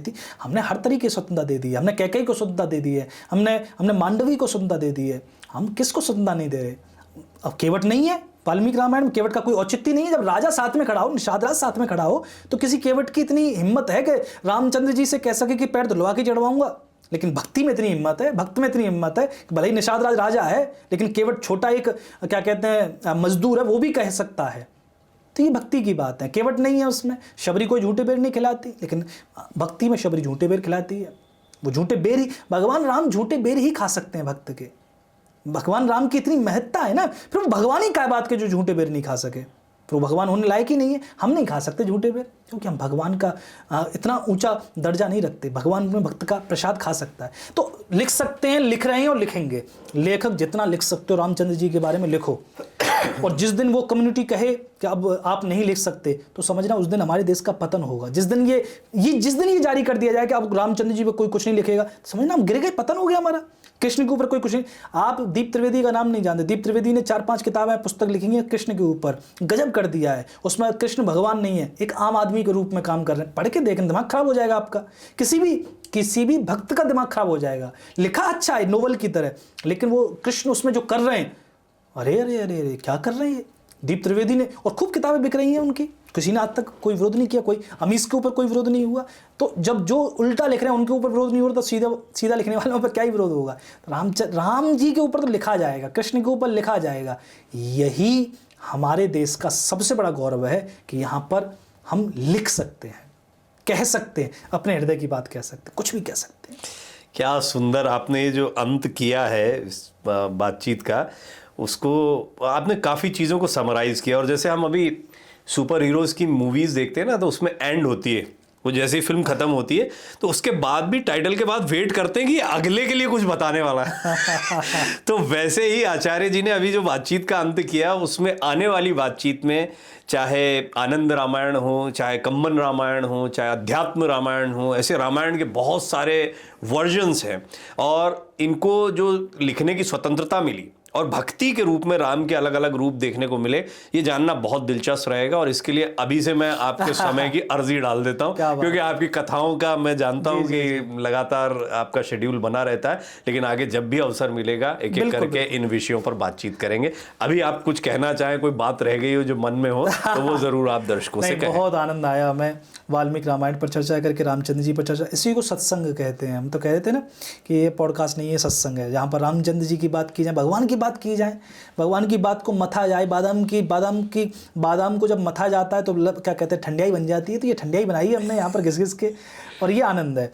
और इस आनंद को क्या कहते हैं कि ये अब सोशल मीडिया के माध्यम से, आपके पॉडकास्ट के माध्यम से, आपके चैनल के माध्यम से और भी हमारे भक्तों तक पहुँचेगा। तो इसको आनंद लें, इसको जानने का प्रयत्न, इस पर ये नहीं कि ऐसे कैसे, वैसे कैसे, ऐसे कैसे, समग्र रूप में आप सोचने का प्रयत्न करें। समग्र होकर सोचेंगे तो राम समझ में आएंगे। अगर आप एक खिड़की से देखना चाहते हो तो एक खिड़की से आकाश आपको उतना ही दिखेगा।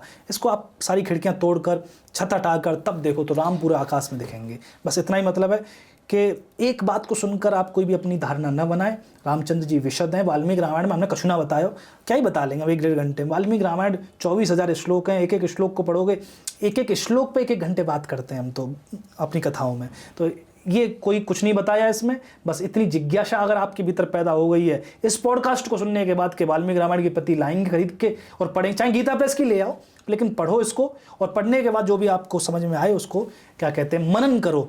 श्रवण मनन निधिध्यासन, ये जीवन में उनको और उस पर चलने का प्रयत्न करो। अभी बातचीत को सुनने के बाद में मैं भी एक बात जरूर कहना चाहूँगा कि कई बार बहुत जल्दबाजी होती है अपनी प्रतिक्रिया देने की।